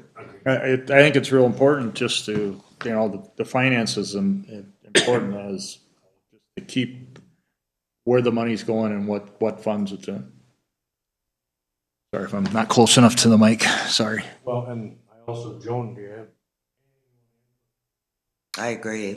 You know, you do need somebody with some really strong accounting and financing. I have, you know, an associate's degree, but I definitely don't have the education, you know, to take that role. And I also think that, like Tom said, I mean, I don't even think you need a public works director. I think you need a city administrator to kind of tie everything together for the public works supervisor, the clerk, the fire chief, the accounting. If you do a municipal liquor store, that's just going to be another huge task. I see, I had an opinion with Mr. Swanson about that I think you would need an administrator if you had a liquor store. But I You think said you they'd have need their a- own management team, but there's still so much interfund. But I mean, and there's so moving. much even right now, and it's just gonna, I see it just increasing and increasing and increasing and increasing. And it isn't that I don't want to do it, but I don't have, the background in finance or accounting. I got a Look at finance what I- degree and I'm a fire chief. Well, and look, and I sent this to everybody, look what we pay dollars. And there is no way that I could do what Elizabeth does. I mean, you're taking all this information and you're consolidating it. I mean, that's a, County CPA. yes, yes. What kind of blew us out of the water, at least the first year and first go-around, suddenly, the state, the auditors, those kind of people, whatever, told, wanted to see our accounting be much different than. All the wages need to come out of the general fund now, so we don't have to as we used to, you know what I mean, by the road and bridge wages came out of the road and bridge fund. So switching over to this, that was something that was a cost. But now that that is done, we have the system. I think, I'll be honest with you, at least you are more than capable of running the new system.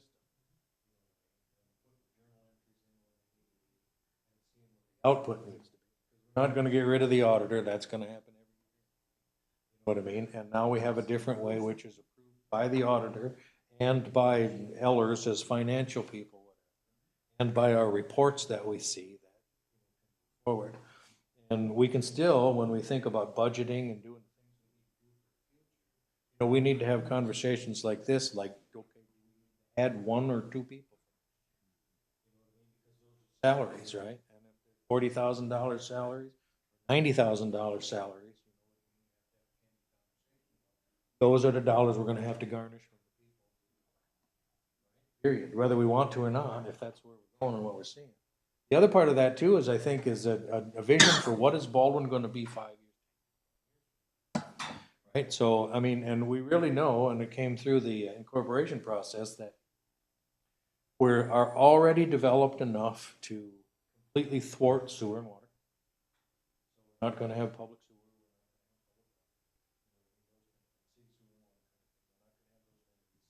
All of the departments, if you will, go along with that. Very dramatic happens. right? So what we're gonna wind up with, I do believe, is more roads as we develop and developments get put in and things like that. We already have the 36 square miles that we got to take care of. But what we also need to be looking for is the parks, right? So we have a park there, we have the two parks. Do we need more? Have on here later whatnot to talk about getting Licht involved with some of those things. Because the planning commission is working on updating the comprehensive plan. Close, right? And so we haven't really spent any time much, if you will, on the parks portion of it.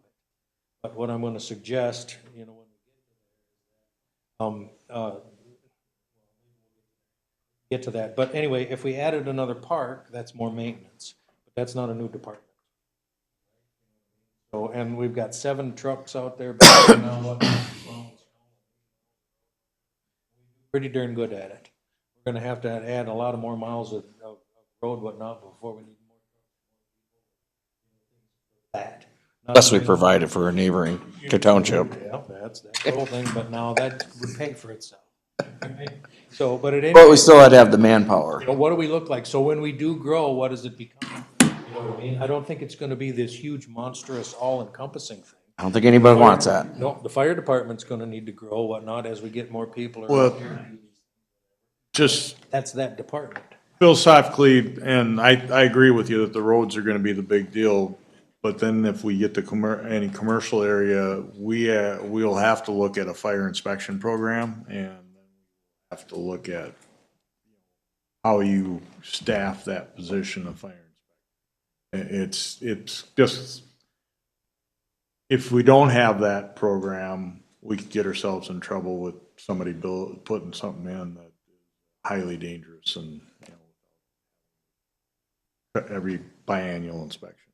That kind of program. We're getting way out in the weeds here, but. Two more things. So for our Excel spreadsheet, for the deputy clerk and the clerk, I think doing, and I'm not trying to get out of work, but doing the Excel spreadsheet for 1 month would suffice, because we kept track of how long we were spending on meeting minutes. We compiled that. So I think just kind of getting an overview of a month is good enough, you know. If we have an election, we can add to it. Special things that come up, or preparation for cleanup day and. But like Scott said, I do have like a yearly calendar, you know, of tasks that need to be done every month. So, you know, we have a good start to it, but I think a monthly I don't think you need to get tally would carried be away done. nitpicking every day. Yeah, but I'm I'm saying trying to say. we can get the document in a month's time. And I also think that Something special. Mayor Swanson and Councilman Rush there will surely be able to help you with them spreadsheets, and I think we don't need to discuss this on the upcoming meetings now. It's been bouncing it back on the agenda for about two months, It's been tabled several times. several times. Well, you were sick, we really wanted you to be here. As we move forward, I think, you know, I don't know that we need to, like Mr. Holmes says, I don't know that we need to keep bringing this back. But if we see things, whatnot, we add them to the spreadsheets. If we see or certain circumstances, whatnot. I'm just looking, Tom, at your job at the end, trying to reconcile all of this. If we had a whole bunch of different Excel spreadsheets, whatnot, no character of any kind of similarity. Well, you can just put the, you know, like, the columns there, like job description, like tree trimming. That's You exactly know, what you I'm can, saying. they can break it down, like they can put maintenance here and they can put tree trimming down here. And then I can just sort it and then tally it up and then sum all the hours it takes, stuff like that. Correct. Yeah, it's just formulas, as you see on the one I send, it Yeah. adds up all the No, but hours all and. I'm saying is let's start out with some kind of similarity, whatnot, to these spreadsheets as much as possible. Yeah. So that in the end, it's not just Just copy mine. okay, all righty, gentlemen, we have killed that. All righty, is that, well, first of all, is That's it. everybody done? You want to say any more? I don't want to. All righty, new business, discuss, approve, disapprove resolution 2603. This is the $1 million we have in a CD, right? And the study happened, I hired Ellers to figure out which fund it came to. This resolution does an interfund transfer to put it in its, the CD will not go away. The CD will still be in there as a pool of $1 million. Well, real number is because we rolled. Anyway, but at any rate, so that money is still in there, but it now becomes, for accounting purposes, allocated. A question, Mr. Mayor. So these distributions throughout these different funds, Ellers determined where the basis of where they originated from in percentage wise? Yes. Okay, so they've given us this is where it began and this is where you need to put it. Got a letter of error of where it came from. Okay, that's what I needed to know. No more, no less. That Joan- does nothing to the CD itself. Joan, last year, the CD, they took the interest and distributed something, didn't they, on that? That's included. Okay, all right. Is there a motion to approve? So move. Second? I'll second it. Motion and second. Any further discussion? Aye. All right, 5-0 all discuss night. Unsigned encroachment. We've already got that done. Encroachment agreement, sorry. No. So my understanding is that we did send letters out to the residents. Was it Elk Point or Elk Landing? Elk Lake. On the north side of Elk Lake, right? Elk Lake? Is that the Elk one? Lake area. North Loop. So they were put on notice of a violation. The residents came to the town board, the city council meeting, and requested that we work with them to address the obstructions in the road right-of-way. The city council addressed each one in turn and told them what needed to be done, and then authorized my office to put an abatement agreement together to give them time to comply with the right-of-way ordinance. And my understanding and many of them signed it, but now I understand from Joan tonight that 8 residents, property owners, have not signed it. And the question now is, where do we go forward with that? And where I see your options are either do nothing or send them another letter saying, look, you requested this from us. You approached us, you requested this. We're willing to hold off on removing the obstructions out of the road right-of-way. In exchange for this, if you don't sign this by X date, then the city council will reserve all of its rights to go out and actually, you guys can either hire someone to do it or have Zach and Phil remove it. But those obstructions in the road right-of-way you found were problematic and needed to be addressed. We're trying to work with the residents to give them the time and opportunity to address it themselves and to keep part of that obstruction in a lot of cases. But if they're not willing to enter into this agreement and do it, your options are still remain as we did when we started this. You can take matters into your own hands. You're not trespassing because the obstructions are in your road right-of-way. You already have the easement. Are there outliers in the 8 that have not signed? Something that we. I don't know. I just got handed. Snowbird or anything? Yeah, right. I mean, because I had thought, especially after the several meetings or whatever, that everybody was in agreement. Right. And they said they were in agreement. Yeah, and so it was just a matter of getting it in writing. So I would definitely agree with, at least to those 8 anyways. Hey, we had. What is the status we need to update? We can't, I think there needs to be a little bit of teeth in it. We don't need to browbeat them. I tell you, when Teeth in it to say, if you then what change your mind, then we're gonna take. then maybe an option would be for me to write a generic letter that could be modified for each of these 8, because, different PID numbers, different addresses and different things. And send that to Joan and you as the mayor, And would you agree to allow, Jay and Joan to review that letter and tell me if my tone is correct? I don't want to, I got to have some teeth in it. I got to make sure they understand we're not going away. And here's what our options are, but I also understand I don't want to tick them off. So, And then, well, in each, it wouldn't necessarily be a generic letter because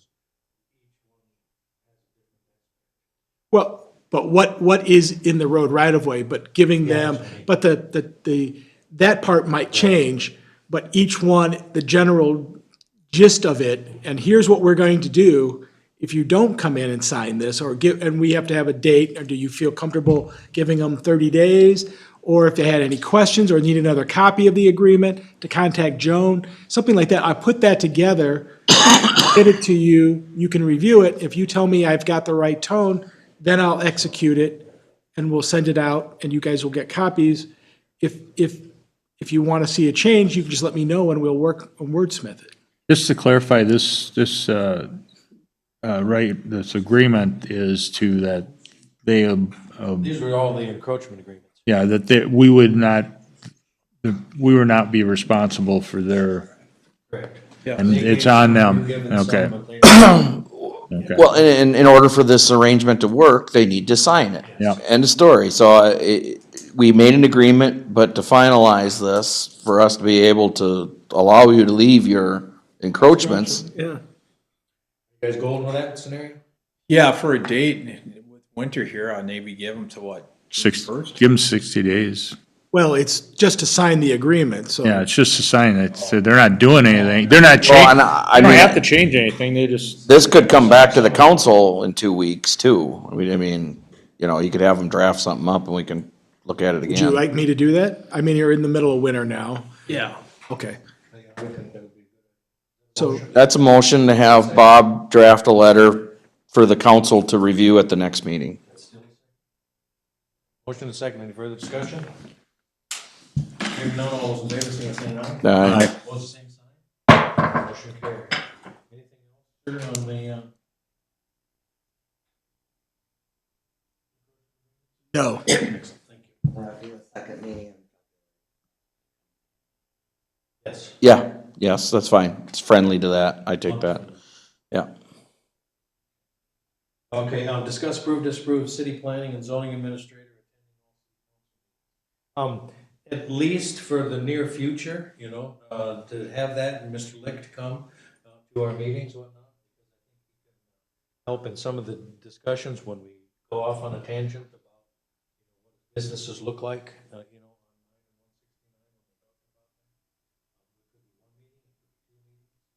I'd also like ultimately to this, as they are doing the planning commission,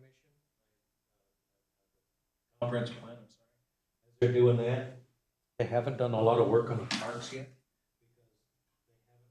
A whole lot of input yet. So what I would also like to think about doing is park committee, several months, in perpetuity, whatever we think, get the park committee straightened out. We have park dedication.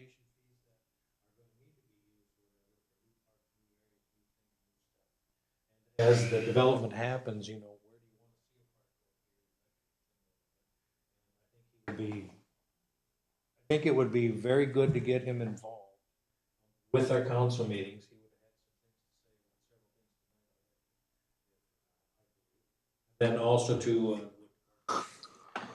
at any rate, what this is. There are old documents from park committees of 25 years ago that looked holistically at the entire town of the different quadrants of suggested places for Which parks. is why I want him To review it, maybe. As those. Be a part of that. Mr. Mayor, another thing on the planner discussions here. I think sometimes the council needs to give some input to the planning commission when it comes to, looking at some of our zoning ordinances, as far as some direction. Because I think when they get discussing some things, they kind of, like newer members, may not have a lot to draw from or whatever, but we've been doing this a long time and we know what the people want, what the people don't want. And so I just think that we need to communicate, you know, a little bit more, like on that thing with the boxes, the shipping containers. You know, we had given it to the planning commission in the past, and with the hopes of, here's some ideas, and they just said, nope, we don't want to change anything. Now, they're thinking about it, maybe changing the acreage limits, but, you know, I mean, one of the suggestions I had a long time ago was, I was detailed. It was, needed to be rear of the house, needed to be matching the likeness of the house color and stuff. You know, maybe needed to be on a hard surface or a, you know, a compacted surface or something, and needed to have vegetation maintained around it so many feet, all kinds of different ideas, but I don't think that got communicated to the planning commission to even think about that, think beyond, you know, think of taking these, I mean, I see lots of beautiful buildings where it's got a 20-foot container as part of the building, has a whole roof and lean-to off of it, and, you know, it gets tied in and looks really neat. So a lot of creative things that can be done. So I kind of look at a container maybe sometimes just being a substrate that gets to be part of another building, but, you know, done tastefully and done with structural integrity and placement. And, you know, I think that there's an opportunity there, but I don't think that the planning commission almost seems like, it feels to me like it's an island on itself. And you just think of us as kind of being, you know, shepherds here, we've been here a long time, we've got a lot of input, and I think we just need a little bit more communication between us and them. And Dan is obviously an intricate part of that, so I could see why, with the comprehensive plan and all the things that are happening at a rapid pace right now, that I could appreciate him being around a little bit more. Mr. Mayor, would, and to Mr. Holmes' thought, would the city council give the planning commission basically a yearly goal sheet of what we would like them to look at? Would that kind of? Good. I would like that to be driven by what we want versus what Right, containers. They're not done with that. right. You know what I mean?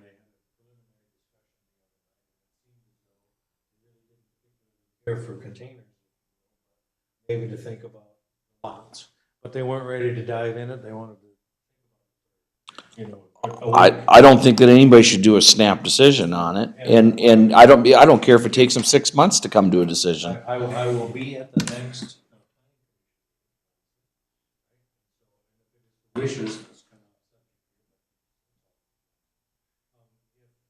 wishes of the council. Let's have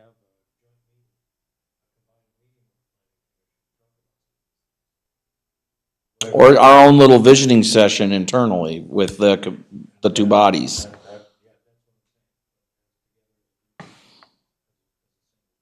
I like the cargos.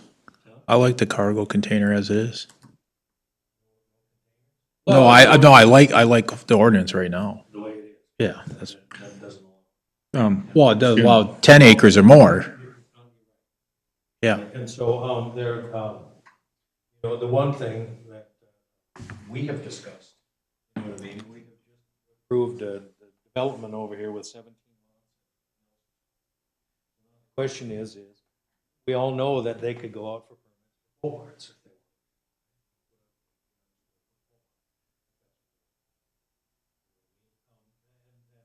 The question really does become, if they go and buy a shed from Menards, ready built, or a kid built it themselves, they don't need a permit. So then the question really is, what's the difference? So I'm going somewhere with this. What is the difference between them being able to do that, buying it, which is going to forever remain an economical alternative?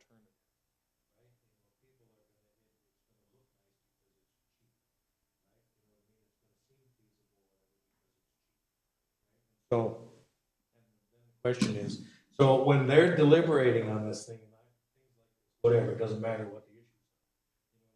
I told them, I've said, you'll hear me be mostly quiet.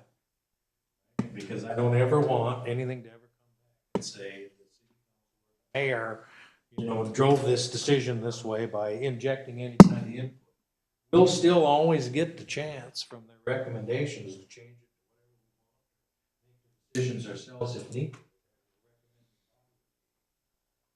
But, so I said nothing, discussing all of that, nor throughout the rest of the meeting. However, I think if we had a joint meeting with them, now as the boy, we could have a great. And I'm thinking of like sharing ideas Yes. to them. And that's where you talk about that being an economical viable thing. And I look at it as with some required enhancements, it can look as good as, or better than some Wayfair thing they ordered that they threw in there on a good storm is all tweaked and looks like crap. Or collects dirt and And another part of plastic, what- the plastic ones. Another part of what they talked about too is we have these all around the city already. We do. In places that they're not supposed to be already, and we already And so do you want to do a crackdown? know. Well, that's what your zoning ordinance is putting us up against. That's exactly what I'm saying, but the enforcement, if you will. So literally, if we have some area and 4 people have them, or one person has them and nobody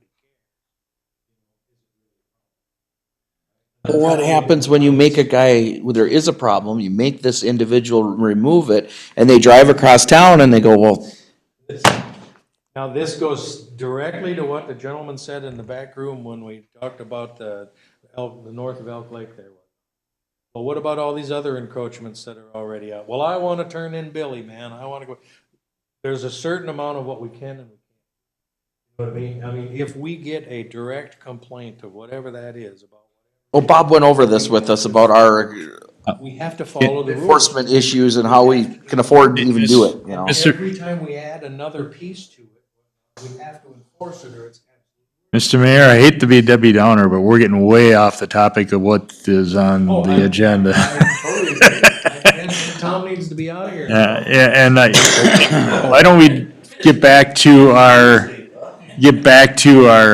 I agree, but at any rate, so I think what we should do is they are gonna revisit shipping.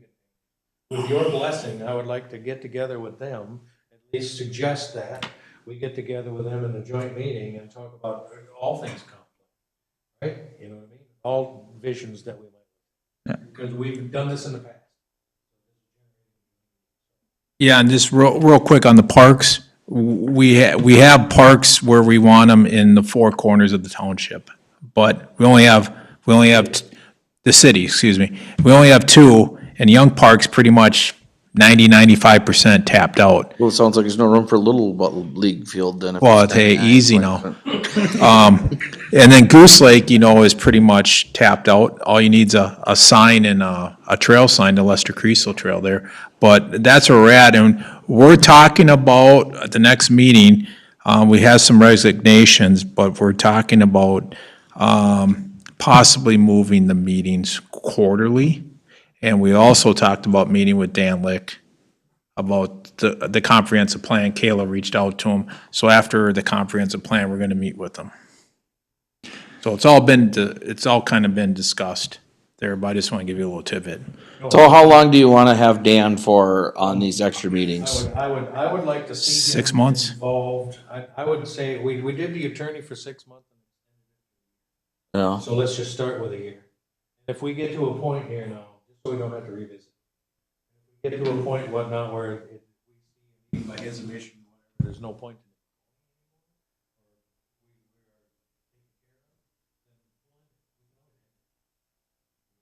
I would like to see Dan.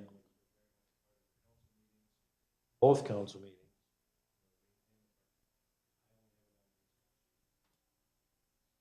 Does Dan have the time for those? And the park committee? All right, because we're redoing the comprehensive plan, I will make a motion to have the zoning administrator attend all city council meetings and the park committee meetings for 2026. Just for 2026, and we can I'll second. revisit it anytime and end it anytime. Otherwise, we gotta look at it again at the beginning of 27. That's my motion. Any further discussion? Hearing none, all those in favor, signify by saying aye. All right. Opposed, same sign. That was a long one. And this, letter D, actually came from the planning commission and is Baldwin signs. As a city now, we can put the city of Baldwin signs in 169. Question is, We tell MinDOT to put our signs back up. well, We had 'em. We have 'em. Oh, they gave us back to I them? think the question is what would signs look like? And we're getting late tonight, I don't know, maybe more depth as we think about it. Are they, ready-made, super fancy, nice signs? Some of them made them out of like composite foam and things like that. Lighted, do we want, like the sign here that the grip can't just somehow seem to get done? On these, do we want, you're entering Baldwin, welcome to Baldwin. You're entering Baldwin, you're now exiting Baldwin. I don't know that we need exiting Baldwin signs, but I think the entering ones would be good. And in the main thoroughfares would be to have a better sign, but, if you're just like up on 136 there, you could just have. No. I think what everybody's thinking about is we change the signs, do the monikers, whatnot. Yeah, Right, you know what I mean? Yeah, I'm fine with that. East, north, and south, but along 169. right. Yeah. Do we want to put the oak trees on that we have on our letterheads and stuff, or, yeah, And then- it's just discuss anyway, so. And speaking with that, Ed, he's also.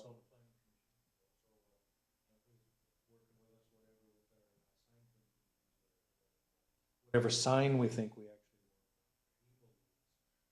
build, at least. That thing back there? Oh, that'd be nice. So now the structure becomes, what do we want the structure to look like? Is it just a post with welcome to Baldwin, or is it? Since you got the signs on there, yeah, that one, fire department really wants that for their firemen's dance and their advertising for firefighters. Phil Holland told me to. Frost in the ground, we can't. We can rent, some thought. 3 years Eat later, 'em up, okay. Eat them up and we'll have it in there. Wipe the dust off. Isn't the wire already ran? Well, actually, we have the conduit from here to the fire hall, There you go. We'll fish it. a wire in it, and then the conduit from the fire hall out to where the sign is gonna be. So I need to pull the Cat 5, whatever, yeah, and then, the electric. So I don't think we can't necessarily run the low voltage and high voltage. Get the high voltage. yeah, it's right Mayor, there. I agree with, designing our own sign that meets MinDOT standards as far as putting it out on 169 and then do our, our east-west and 9 and 28 or 2 or something, whatever coming from my Sandy. But, in addition to that, I would wonder if we might want to think about asking MinDOT if there's any way that we can attach to the bridge, both directions, City of Baldwin. Oh, yeah, because they do that on 94 on.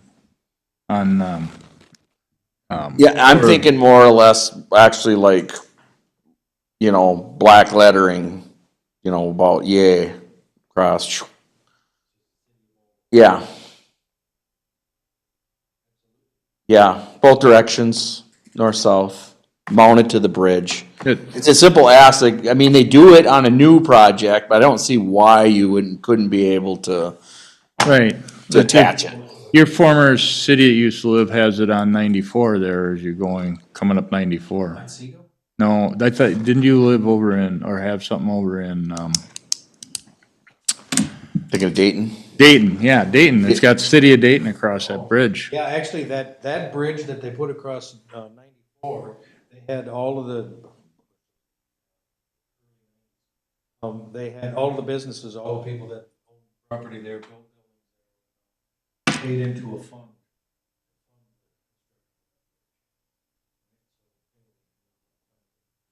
Okay. Yeah, it says City of Dayton right on the bridge, so Yeah, Interesting, yeah.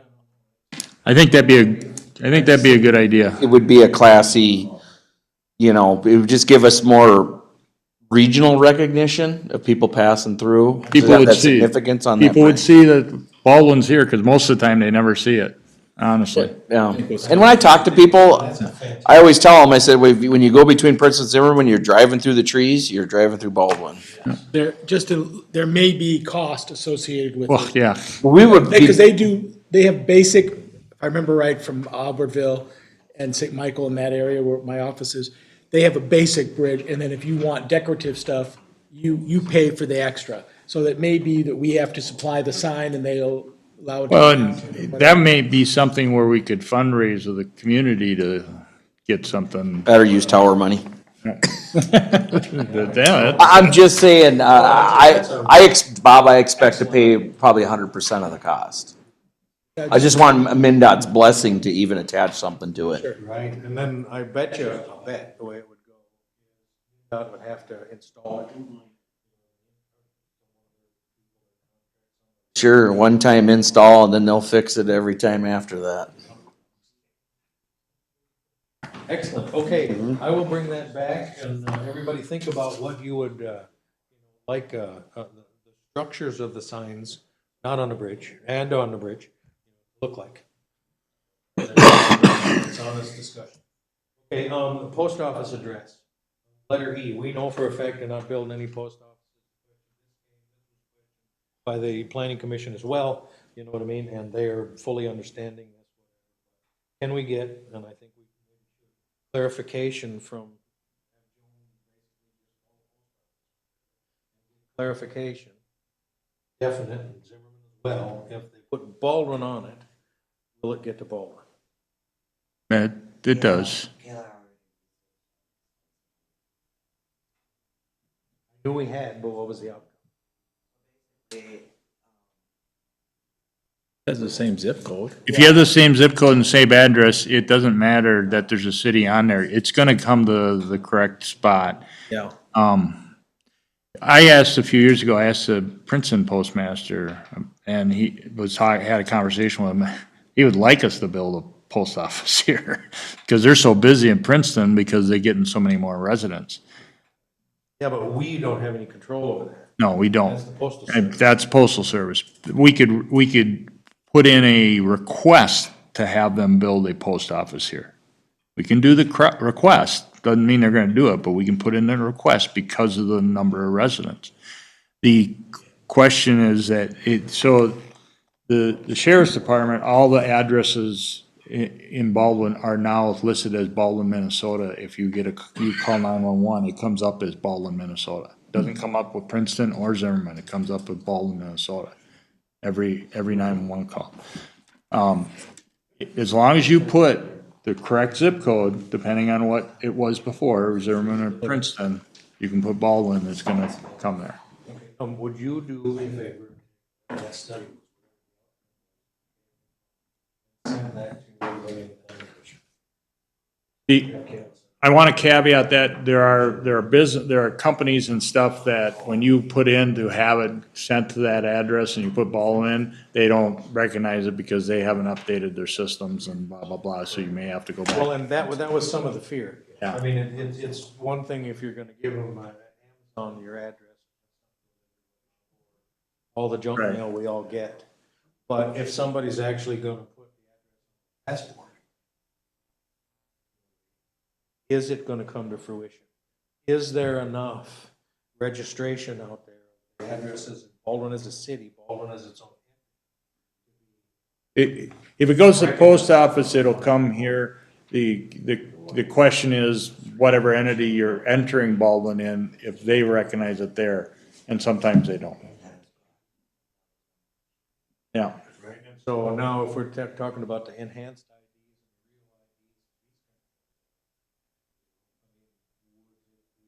dangerous for somebody. Check with the DMV. How would that work? The Department of Public Safety, and check with them if you can put Baldwin on there. That would be my suggestion, and that you'll get a definitive answer from that. Yeah, because that'd be driver's license. I know somebody who used to be in that part of work for the Department of Public Safety. If you put Baldwin on your driver's license, yeah, It should, There's also 398 available. and that would work too. They would need to respectively for their location, put 398. Yeah, so if you're in Minneapolis, they have a huge number of different zip codes in Minneapolis. But you also can put, St. Louis Park, which is a Minneapolis zip code on the Minneapolis. I will tell you this, I promise you, if you put Minneapolis on it and you had, 303rd Avenue Northwest, so it is, that northwest, the central business district is Minneapolis and that north, so when you're in, Coon Rapids on University Avenue, all the addresses are northwest. If you're on the other side of the street in Blaine, they're all northeast. Yep, and it's from the And Minneapolis. we're running the same grid, so we are 303rd blocks north of First Street in downtown. That's because. Not every entity in the area used the pattern, but we are a part of that pattern. 5501 is Minneapolis, and that's where it comes out of. That's the main one where everything gets dumped and then it gets sent out to the other coastal. No, I don't want to go on a tangent and throw something else in here that doesn't really fit and you want to keep moving along, but one little quick comment. I have noticed on my vehicles that because Princeton address, the vehicle services constantly puts Mille Lacs County on my wheelage tax. And I go in there and I ask to have it fixed, because if I'm gonna pay wheelage tax, I want it paid to the county I live in. So just a heads up, that's something for Brad to look into. Mr. Schumacher, I'm sure you're gonna watch this meeting. You need to make sure you're getting all your wheelage tax in the 55371 zip code. I think we've. Not you, I mean the. Oh, boy. All right, discuss, approve, disapprove resignation of firefighter Joseph Praman, effective January 15th, 2026. Covered. Yeah, he, too busy with young kids and family. Motion to approve. Second. Motion is second. Any further discussion? Hearing none, all those in favor, signify by saying Aye. aye. Opposed, same sign. Motion carries. Discuss, approve, disapprove resignation of the Park Committee Chair. Zach. Motion to approve. Second. And I read his email. Did you guys get his, did he send an email? I thought it was an email. Yeah. In regards to, with his position in the town and just wanting to separate, not be influencing Is he resigning from the Park Committee? the park committee. Only as chair. Resigning from the park. He's resigning from the park committee, and we got another one that will be sending hers in. Sarah Koski will be resigning as well. Yes. So we're gonna post for some openings then? We don't have hers yet, correct? No, to Zach, yeah. Motion to approve? Yes, we Yep. will. Holmes, is second. Second. Motion and second. Any further discussion? Hearing none, all those in favor, signify by saying aye. Aye. Opposed, same sign. Motion carries. I would also like to say thank you, Zach, for taking. Letter H, discuss, approve, disapprove, $4,500 expenditure for Brunton. There was a question to ask, the updates that need to be done on this building to bring it to be code compliant. Was a request for Brunton because they're part of the other building or whatever. To give us a number on whatever this would be. But what they want is they want $4,500 to do.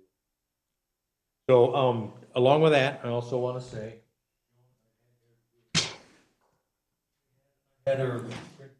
everybody, okay, infrastructure. Right here. You have this? Okay. And so, I mean, right now, to date, whatnot, we're at about 16 grand. Don't have a problem with that. That's a wonderful thing. Good advice, whatever it is, once we. So, no, the question is, we want Brunton, they're requesting the Brunton look at that.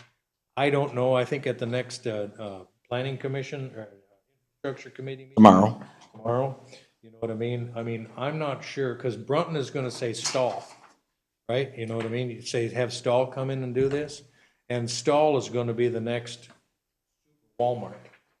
That's the kind of work that they do. I'm not sure that Brunton's the right one.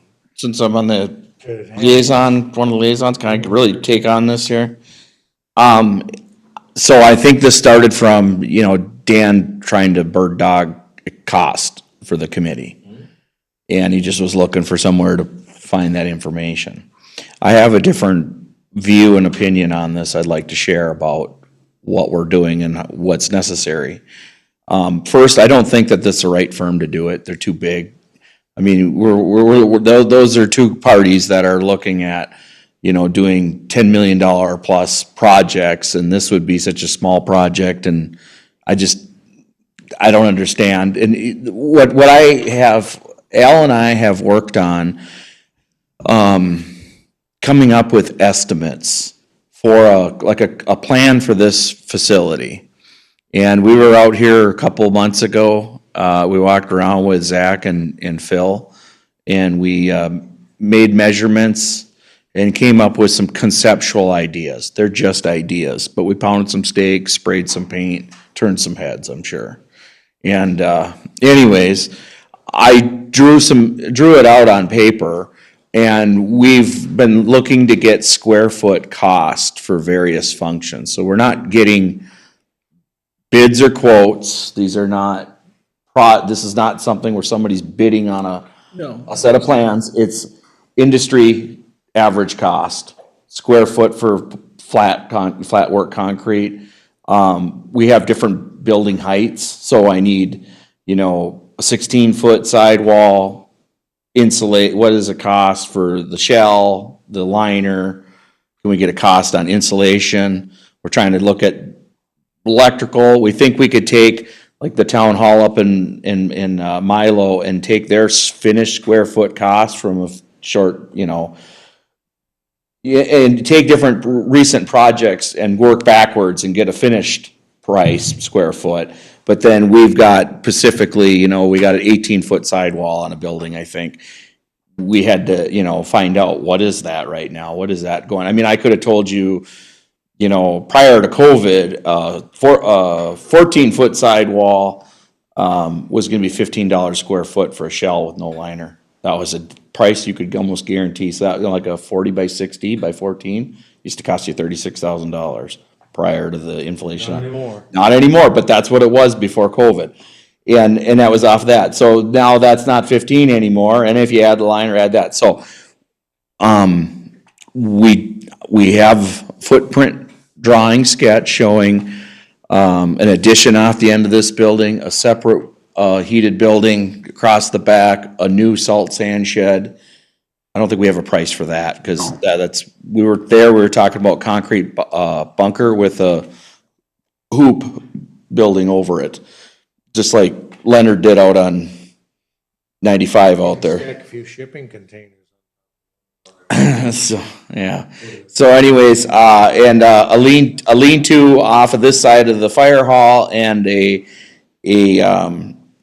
another little addition off the back side of the break room or whatever. And they're just conceptual, and we can talk about what all the spaces could possibly be used for. And like off the end of here, it's going to be deeper than the existing new addition, and that'll accommodate a plow. The height will accommodate raising a box up in the air for service.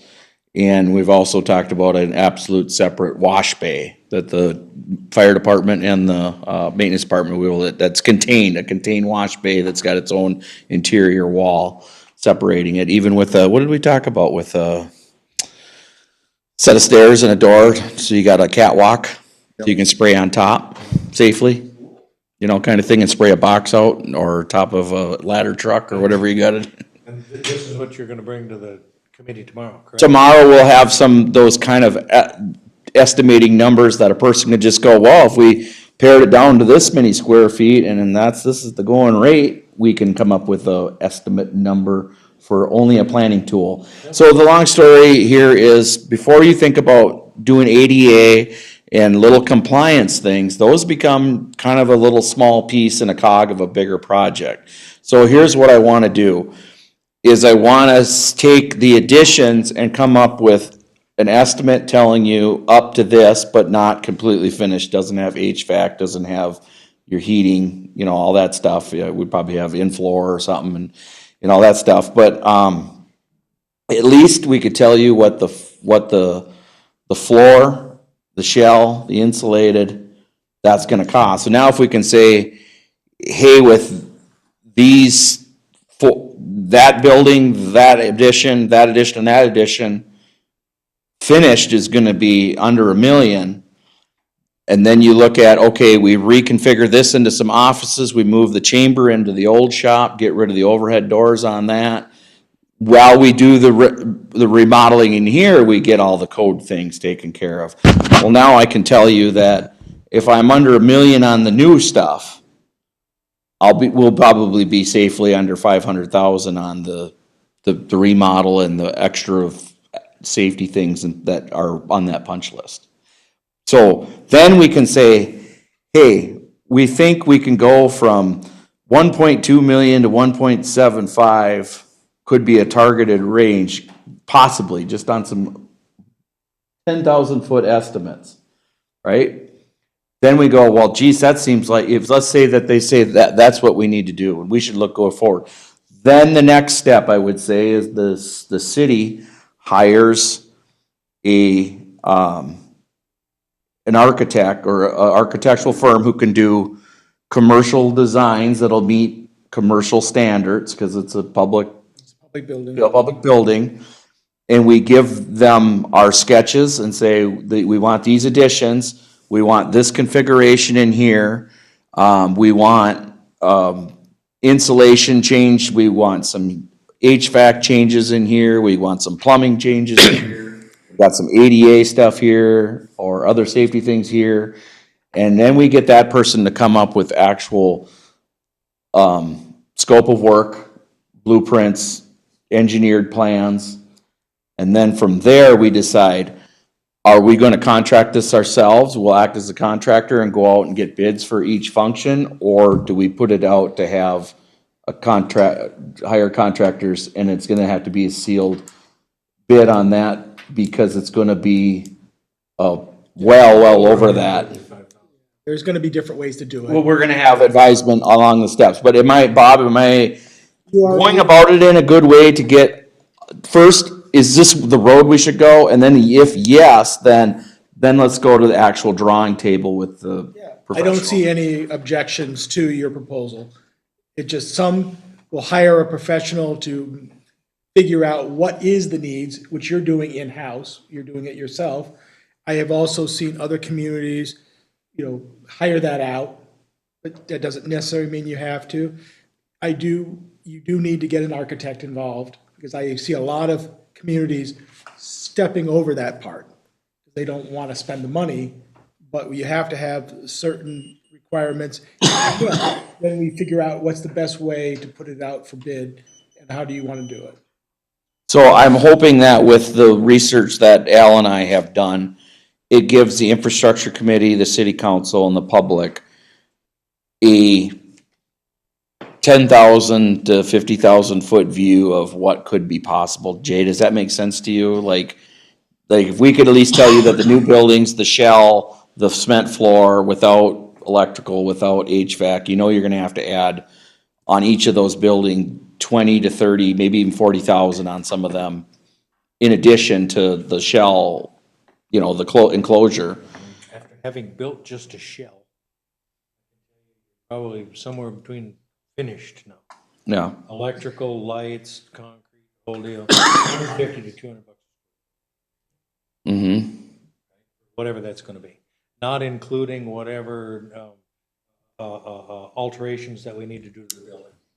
Mm-hmm. If you're gonna add on to this or add on to that or do whatever, could be some alterations that need. So what I believe is where we're at, because we need additional space if we stay here. That's an agreeance, right? Everybody's busting fire department busting at the seams, Oh, yeah, maintenance department busting at the seams, yeah. We got vehicles sitting outside. document storage challenges, all kinds of office space. I'm gonna tell you why I'm being a little off-puttish, seeming like I'm not trying to be. No, that's a fine. I think that's a wise direction to go.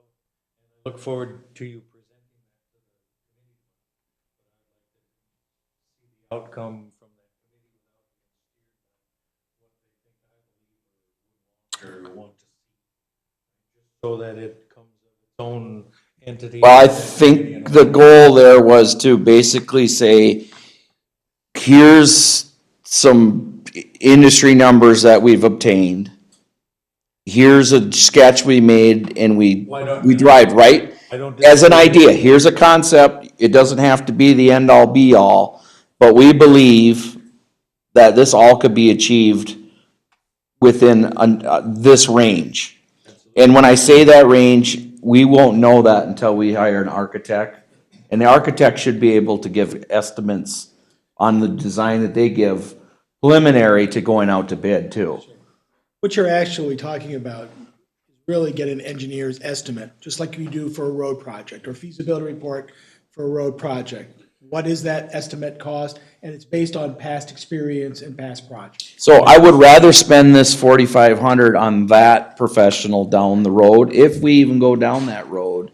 I think that we can, right now, omit the small punch list thing, and just put that in that generic. That's where I said, if we can do the new stuff for, around $1 million, I think we can get the rest of the stuff done for the other 500,000.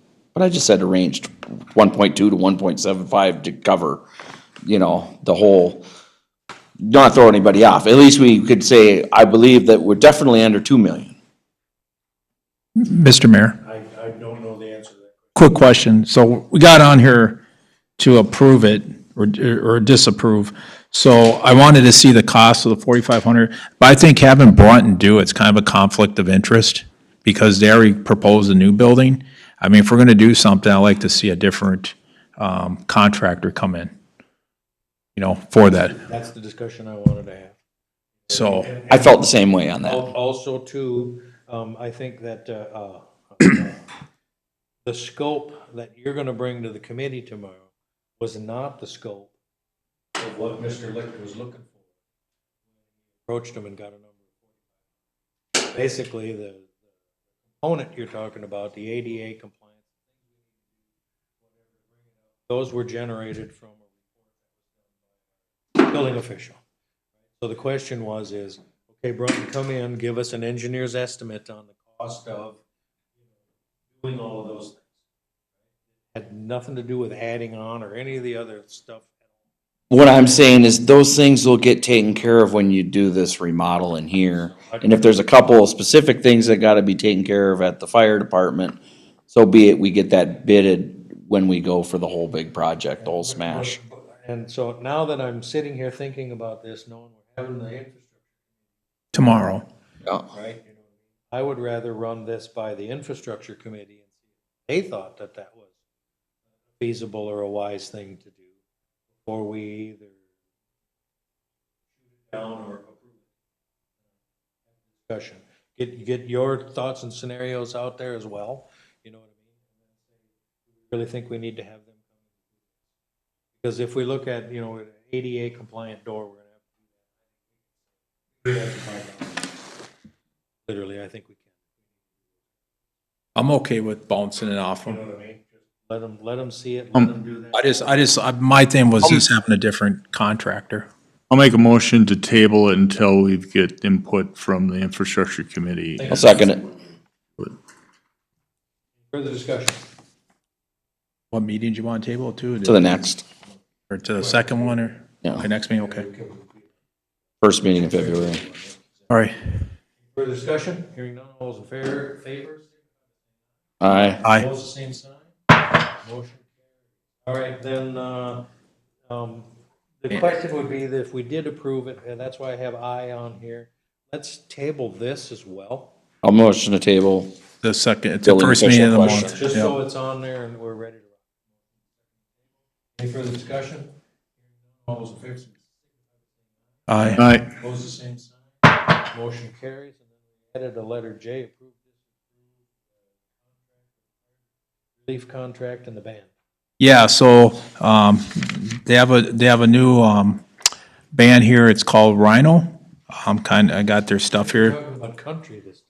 Well, they do Play a little bit of 80s, everything. 90s, early 2000s and country, so they got a little bit of mixture. They're half the price.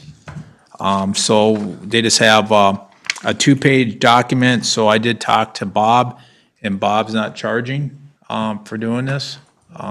Thank you, Bob. I know it kills you, but He thank you. twisted my arm. It's hurting me. twisted. Yeah.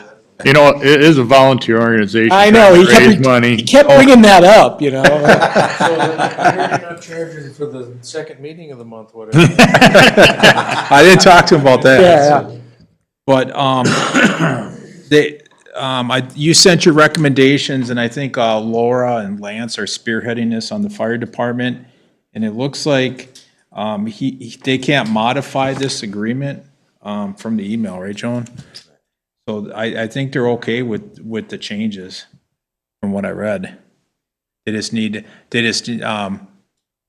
would like if you could Oh. add that in here. Yeah, I can And ask- modify and send it over. That's how you Oh. interpret it, right? Yeah, I'll have I think Kathy. you're on there as well. Yeah, I'll have Kathy, well, I don't know that I Want to saw see this?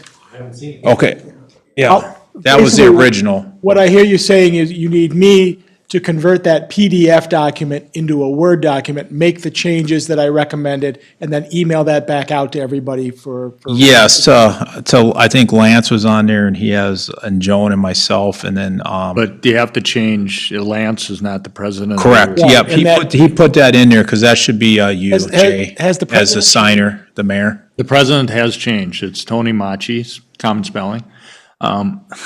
Tony, how do you spell his last name? Common spelling, Email it to me tomorrow, you know. Macieej. That's why I said it. Maciej. Joke around the hall, huh? Macieej. Okay. Yeah. So Bob reviewed it, had the changes, the band's in agreement with it, they just don't have the option to change that PDF. And then they, once you send that, Lance and Laura and Tony can, go ahead and get this signed, and the date is August 29th. August 29th, yeah. Yep. Yeah, I'll have Kathy, she knows how to convert. So, and then here's a little bit about the band, if you want to take that. If you want to look at that too. So, No request for Jägermeister this year. yes, Are yep. the green rooms set up with different flavors of alcohol for their? So is this, The one thing that needs to be talked about is power. What do they need to get? I mean, they can find it. They've, Are they gonna come? you guys are sell doing it? something. They are, because the way this is written, we are giving them what we gave the band last year, and they weren't clear about what kind of stage setup. So I put the same what we were providing last year, because I don't want any dispute with them at the last minute. And then everything else under this agreement, other than what we say we're providing, they have to provide. Yeah, I think, Scott, did you want to elaborate on the? the discussion they had was to either, have Jay do their thing, but they were thinking about, doing power from inside the building out to it. Yeah. For less noise and less blah, blah, blah, and that kind of thing. I'm not an electrician, so I'm not positive on how that discussion, went, but they would figure out something, either get a generator again. Yes. as Was, or Yep. figure out something. The relief. Yep. So they would provide their own cords, so. Well, that's what I'm saying by we need to find out what they need. But what I'm saying is, we agree to provide what we said in the contract, and then anything else that they need to put this performance on is their responsibility. Oh, no, that's fine, but it says, so what's changed in number 6 here? Because purchaser will provide professional stage requisite of the artist's, specific artist's need. And that's what I modified. That you're looking at the We had old 2 contract. semi-trailers before. Right, and what you're looking at is the original. Original. Bob But modified. and what I'm saying is I couldn't change that, so I sent an email saying, hey, these are the changes I want, and what I. He already has that document. So I already have that document, they've already, What I'm getting at even for Mr. Case here is that you could put a cord in the fire hall if you, I would suggest that you think about rearranging some things so the cord doesn't need to be all the way across. Right, and they had already had it. We need to know way ahead of time. You know what I mean? What the requirements are gonna be.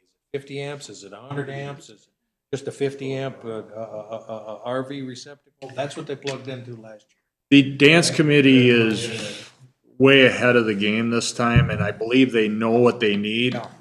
Portable They cash just didn't machine. really bring it across that. At the fire department. And I'm not involved in the dance. The only question I have here is what are their, I don't know if you have this, what are their power requirements? Right, and, How much it costs in the building, if that's what you do? right. And all we agreed is to provide exactly what we agreed to provide to the band last year, the Rock God.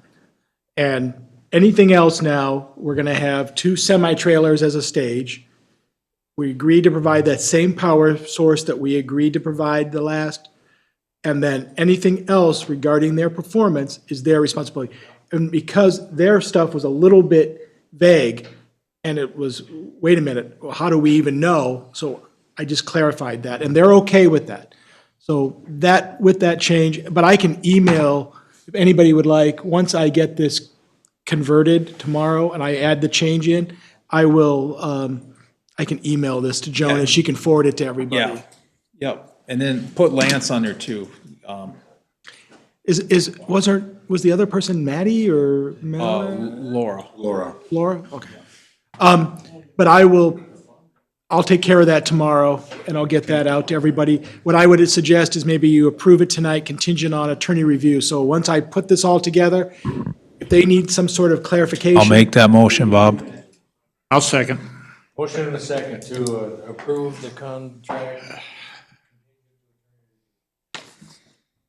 Second? No, Yep. moved in the second, sorry. Yeah. Further discussion? None, all those in favor, signify by saying Aye. Same sign. Motion carried. All right, that is the infrastructure committee is tomorrow night, 7 PM here. Planning commission meeting is Wednesday, Public Works supervisor on vacation. Sign these quick. 27th. Blue Hill Fire contract meeting is Monday, February. Groundhog's Day. Oh, no, that's okay, that's the day after. 2026 at 6 PM. Next city council meeting is Wednesday, February 4th, 2026. Board of Audit starting at 6 PM. What are you guys doing? 6 PM. Yeah, that's what we City did. council meeting starts at 7. Is there any other business? No, just remember to get the Board of Audit. Hey, I've already got it done. Oh, okay. Hey, who else out there's done? I've got it done. Joan, who else has theirs done?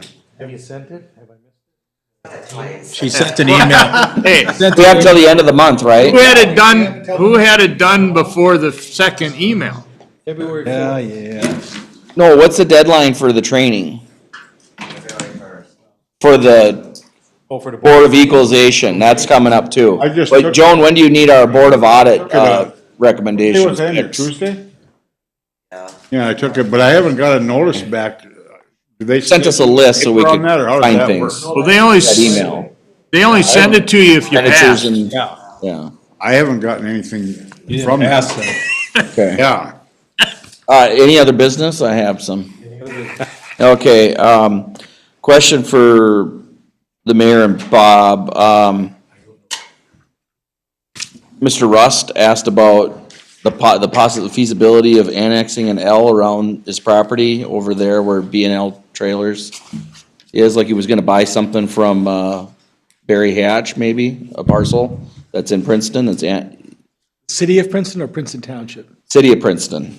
City of Princeton. There was an email, and I think you kind of said it's almost a no-go thing. I just want to hear from you what your take was on that. Yeah, because statute, one of the reasons you guys decided to incorporate was to protect your boundary, your borders.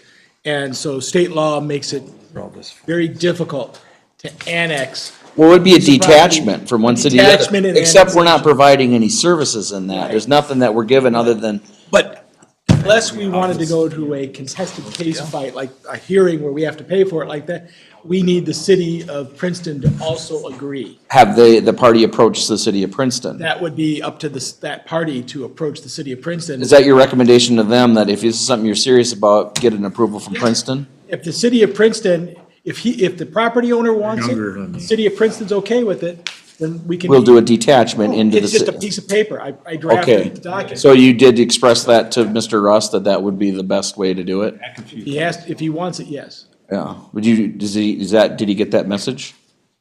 I don't know. Oh. I didn't bring that file, so I can't tell you what I said in. Do you recall, Jay? No, this is like 4 weeks ago or more. I don't know about this. Okay.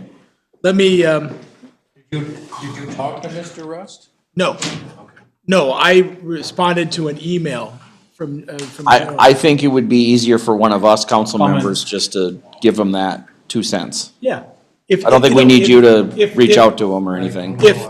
If all the It just makes parties agree, no. if all the parties agree, we need a legal description of the property, which you probably get from his deed, and we prepare the paperwork. It sounds to me like he wanted to expand his lot he has and buy an L-shaped parcel from Barry Hatch that surrounds him. It's a larger piece that got annexed in, that was to tie the trailer court.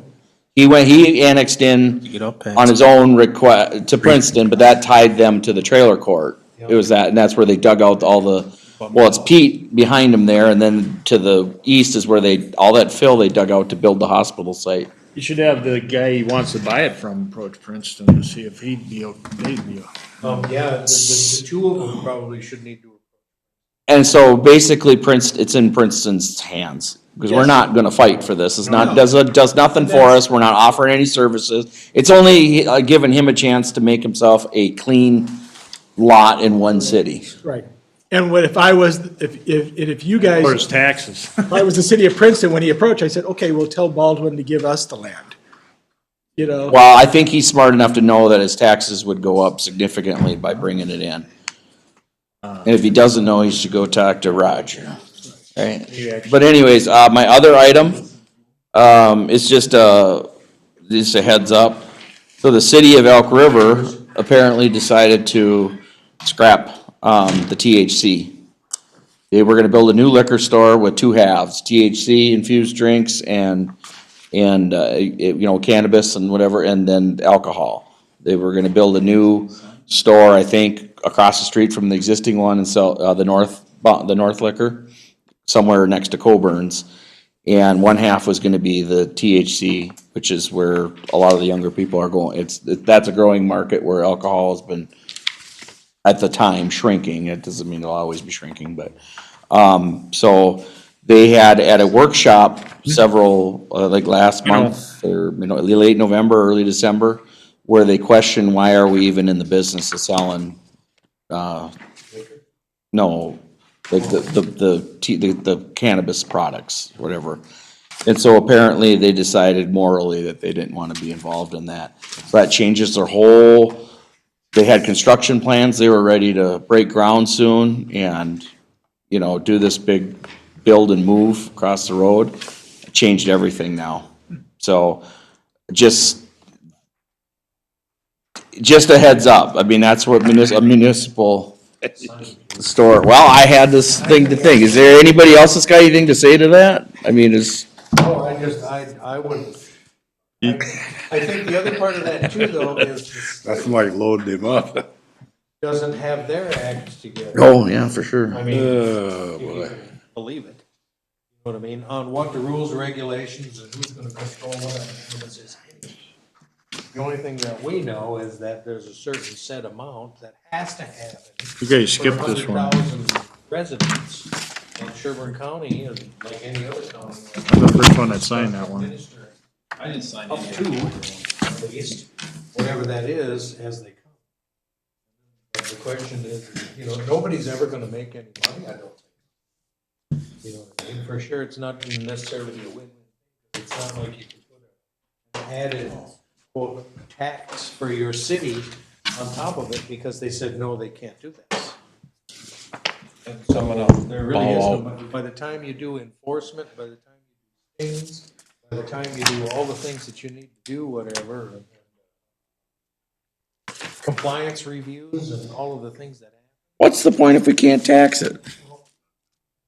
right? You know what I mean? And the state said, well, no, they can tax it, Oh, their own. and they're gonna keep the tax. They're so good at distributing money. Yes. You know what I mean? It's right out of- We would never know what to do with it. Thank you for staying. I tried, Tom. Yeah, it's all At right. 12 minutes too. Going to Nashville, they're expecting 20 inches. Yeah, 20 inches of snow. You should bring a snowmobile.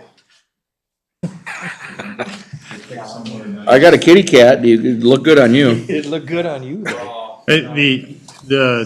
The whole thing with that liquor Wear store it. is you have two, No, you just throw them. It don't two matter. things to look at. Yeah. I just don't. The economic of it and We get on whatever next time. your moral League. thought process is on that. Right. All right, gentlemen, good luck tomorrow. Tom, have a great trip. Yeah, thank you. Yeah. Stay warm while you're down there. Where are you going, Nashville? Yeah. What are you, big cow tune guy or what? I'm going 20 people. Holy mackerel. Quite a party. What kind of people? Usual suspects. Oh, okay. Yep, I know what that is. Well, don't do anything we wouldn't do. No, I just gotta, That leaves the door pretty wide open there. got packed a little bit. Nothing but the Bail last money. minute. I got huh? bail money if you need. Hey, you can do laundry down there. Just take it. Pack the dirty stuff. Yeah, you'll bring a lot of clothes, but you won't wear half of them.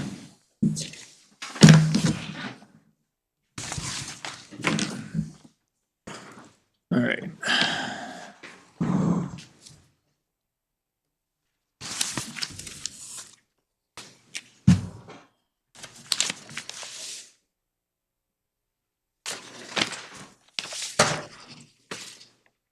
Yeah.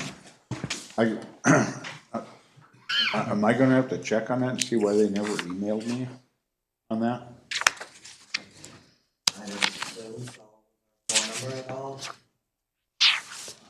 Boy, I'd have to go back and look. Well, that'd come right from the state, right? That was who did the thing, right? I know Kayla said when I sent it, she said you should be getting the email sometime today for it. I've never gotten. Huh? You know, you're trying to get it done. I've been having to go. Your eyeballs are You floating. get one if you pass. I hate when that happens. It was within the first day. Maybe I gotta wait another day or something before I get something in, I don't know. Did you do it today? No, I did it yesterday. Well, I think it has to be done by February of the year that you're gonna be active in the local. Yeah, that's why. Check tomorrow. You're golden. Check tomorrow You and should get it, I mean, you passed, right? I mean, I don't know how you would. Yeah, I passed it, yeah, it said to, well, it's always the first time. So, well, I'll tell you what, I actually did it twice, cause I was almost to the end and I was doing it on my phone, and those deals at the bottom were so small, I stuck my finger on it to go to the next page, and I shut the whole thing off. I went right back to beginning, so then Joan let me use her computer over there, and that was definitely way oh, cause better. that, well, and whatever email, address that you were using, you know what I mean? I think they send the, deal to that. Yeah, it should be coming on my phone now. Kind of Well, not if you did it on Jones. Would that be, Whatever- oh, you know what, that would go on yours then, wouldn't it? Cause I put my email on there, but Yeah, it wouldn't come to me if you put. What is the- that? You need something? This. You don't want the encroachment. I just need the list of who I send stuff to. Copy. Well, I'll email that to you. Yeah, just email that to me. And then this is the Wayne. That's Wayne's, okay. yeah, maybe I'll have to stop tomorrow and see what the phone number is for that place. You haven't seen anything, have you? Because if you did it off of your email, Wasn't off my email though. I know I had to put mine in there. Yeah. so then it should be coming to that. Unless you typed in your email wrong. That, the other thing too is it might get sent to county. They're the ones that need to know. But you should have a certificate that you should be able Yeah, Yep. yeah, no, I haven't gotten nothing yet. That's why, hopefully tomorrow I get something. Cause that'd be what, about 3 days then? to. No, you should get it. I think when I did it, it seemed to me they were pretty Johnny on the spot about it. Where are they? That was a long time ago. Yeah. I think it's good for 3 years or something like that or whatever.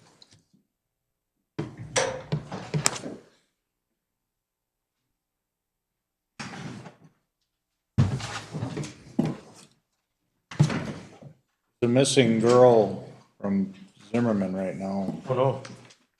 13-year-old. The recent deal with it? Today, Today. missing from her bus stop. Oh, boy. Thoughts and prayers, everyone. Yeah.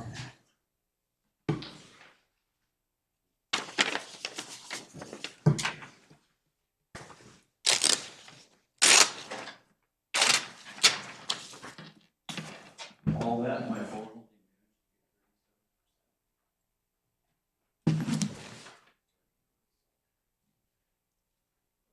Port. I've noticed some of them are higher and lower outputs. This one, you just have to have it in the right spot and it'll be like a 2-hour charge, but if cord gets bumped or moved, it'll be like 7 hours. You tried one of those fast ones? We have one at home that Carolyn bought, that, it's one of those things you just set it on. I need to get one of those. And it's really fast. Yeah, a Oh, little, really? a new Chevy pickup and it'll be like cooked in a half hour, ready to go. But be careful of those charging things, they explode, In vehicles? any of them. Quite sure if I'm gonna have all. I had actually had a phone catch on fire probably about 10 years ago. You should check the chargers and if they're getting hot after they've been charging, if they're really hot. Don't use them again.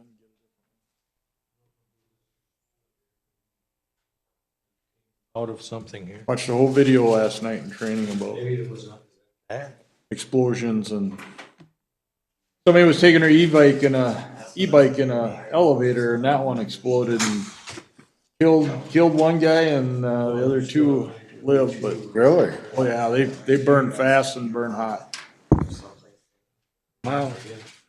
But you were saying chargers can also? The chargers are the problem. You know, if you get those units, charging units that you can then take with you, you charge it up and you take with you. I've watched there are videos of people in their backpacks exploding and. So one of those power packs or something? So not the charger like, you know, where you're, Well, the chargers will explode too. Like I said, the good ones like that you get from Apple or you get from, they're fine, but if you go buy one off of. from China or something, yeah. Yeah, those are the problem, so, but there's a lot of them out there. And never leave your e-bike or anything inside a place where it could catch other stuff on fire, cause it's nasty. It's not a small fire when those big batteries go. It's Well, big. I seen one of those electric cars on fire one time and looked to me like the fire department was actually having a hard time getting it to Yeah, quit smoking. they'll keep burning. Yeah, that thing seemed like it would burn. I seen it for a long time. I got up there and is it that was, like one of those Teslas? you know, I don't know what kind of car it was. It was so burnt I couldn't, and then there were so many people I couldn't tell, but it was coming from the inside and I know it had to be an electric car, the way it was a different type of smoke. It wasn't your black smoke usually. It was kind of a white smoke coming off. Alrighty, I need a motion to approve bills for payment.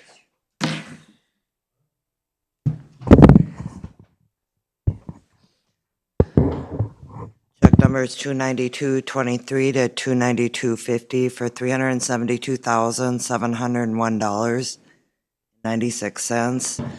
ACH payroll for fire department of $51,919.73.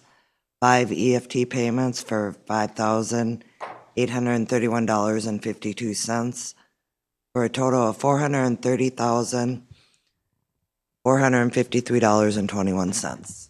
Thank you, Joan. Approve that. I make a motion to approve the bills. Second. I'll second. Motion is second. Any further discussion? Hearing none, all those in favor signify by saying aye. Aye. Aye, motion to adjourn. Motion carries. We have a motion to adjourn. Is there a second? I'll second it. Motion is second. Any further discussion? Hearing none, all those in favor signify by saying aye. Aye. Opposed, the same. Motion carries. We are adjourned at 9:45. This one wasn't me. 12 minutes before 9. We were close to getting out of here before